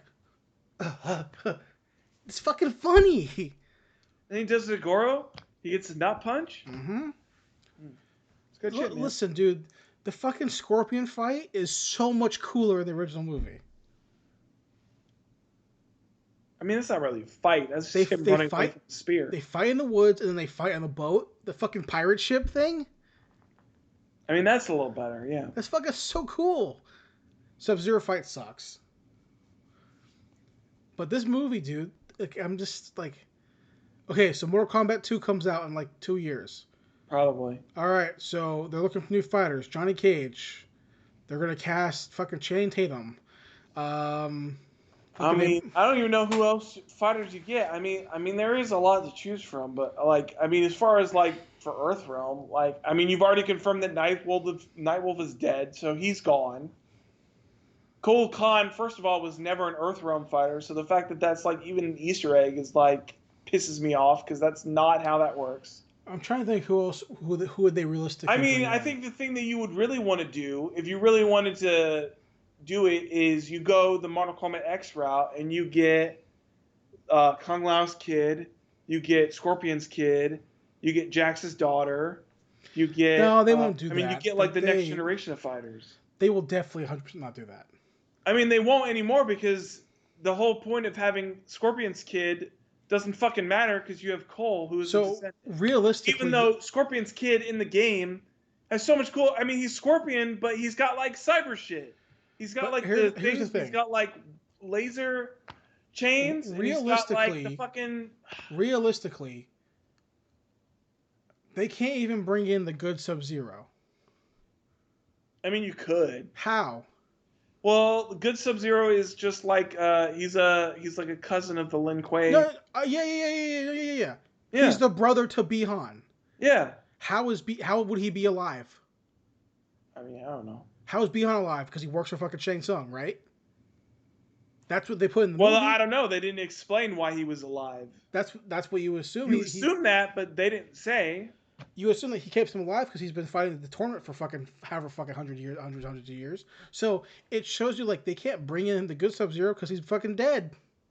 I mean, I guess you could do new Cybot, but well, they're gonna do that for sure. That's why they fucking capture his body.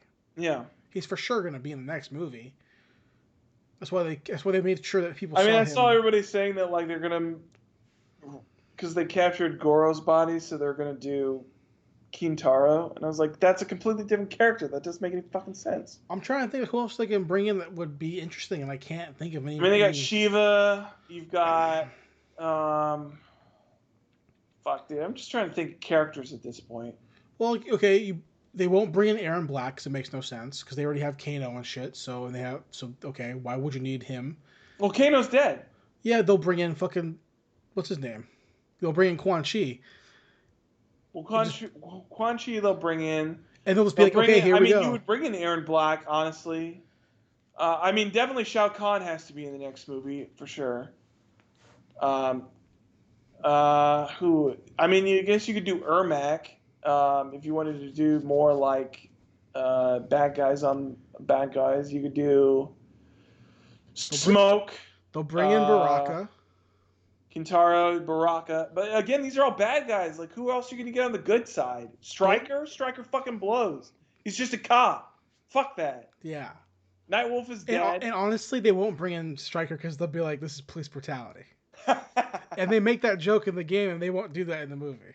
Fuck, hold on. Let me just look at Mortal Kombat. Mortal Kombat Armageddon is basically every Okay. I guess you could do Bo Raicho because they definitely talk about Bo Raicho in this movie. Here's what they do. Look, you know what they if you want to do this movie right, you just bring in Arnold Schwarzenegger, you bring in Sylvester Stallone, you bring in RoboCop, you bring in Predator, you bring in Alien, and you just be like, multiverse. Fuck it. Yeah, I don't know, man. I think I'm done. I think I'm done with this movie. With this movie or just talking about it? Both. Hold on. Okay, so Scorpion. Well, I mean, if they wanted to actually fucking make people happy, they'd probably put Kitana in the next movie. Yeah. Because the fact that Melina's there without Kitana makes no fucking sense anyways, because also her entire backstory is wrapped on the fact that she's a clone of Kitana. Yeah. Who you got? You got Kano, Shang Tsung, Kung Lao, blah, blah, blah. Cabal, Shao Kahn, Cyrex, Smoke, Stryker. You could do Kenshi. Kenshi would be cool. Yeah, that'd be cool. You got Rain, Shiva. Yes. I mean, the good guys, there really aren't that many good guys. It's really, as far as like characters are concerned, it's really stacked on the bad guys' part. So. Oh, yeah, absolutely. Absolutely. So, but I mean, besides like Kenshi and Stryker, Johnny Cage, and Nightwolf. I guess Nightwolf aspect, you could just say that it's like a power pass down, so you could make like a new Nightwolf maybe, but I don't know. They won't say that because how could that happen? Because all your power comes from your fucking dragon symbol. I guess, but Because also Sub-Zero Nightwolf's whole thing is it comes from like the Yeah, but spirits of the Native American it don't totems matter and shit. because Sub-Zero didn't get powers from being a fucking assassin in China.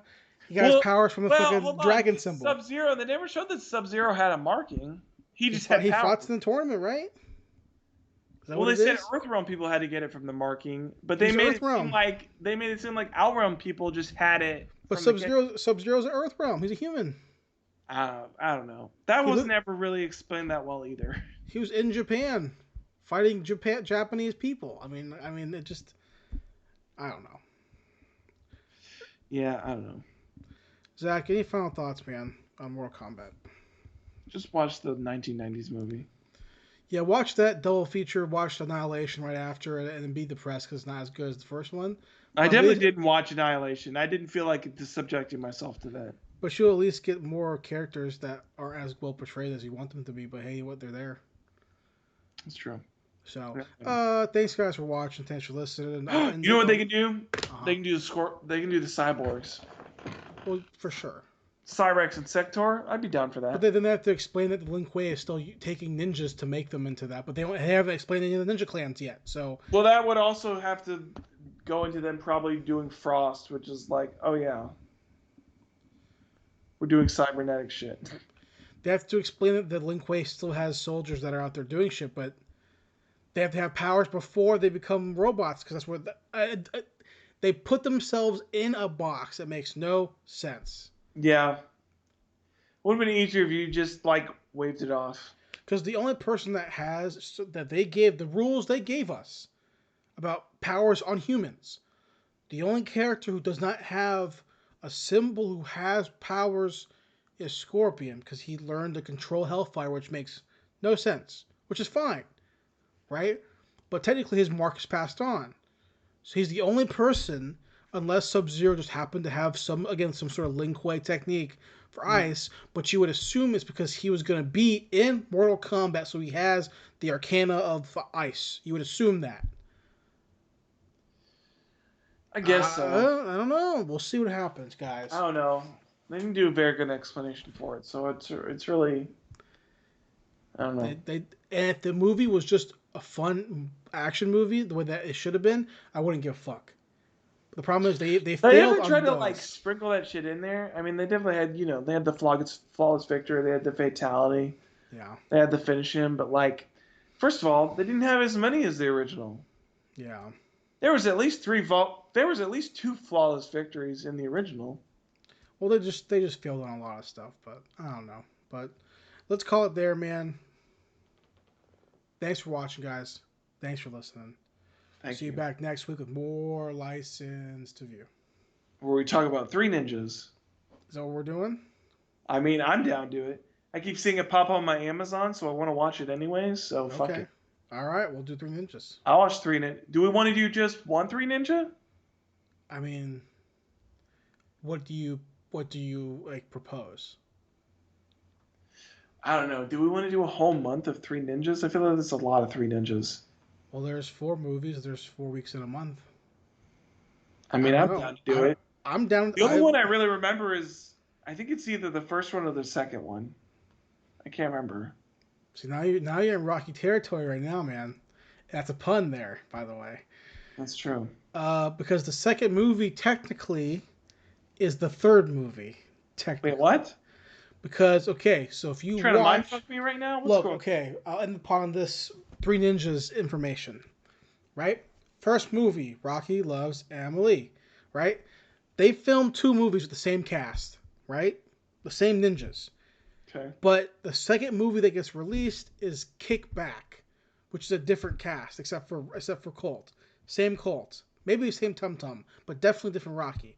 But then Knuckle Up comes out third, right? But it's the same cast as the first movie. I'm pretty sure a bunch of releasing rights got messed up, so they had to postpone releasing the movie. What the fuck? Yeah. That sounds so messed up. But Three Ninjas Knuckle Up is... But everything's fine for Magic Mountain. Well, yeah. Or what's it called? High Noon at Mega Mountain. Mega Mountain. That's what it is. But Three Ninjas Knuckle Up is that's the least favorite one. It is. Okay. That's the worst one. We'll watch the first one first because it's the best one. I mean, I remember Three Ninjas pretty fondly. So, all right, guys. All right. We'll be next week with Three Ninjas.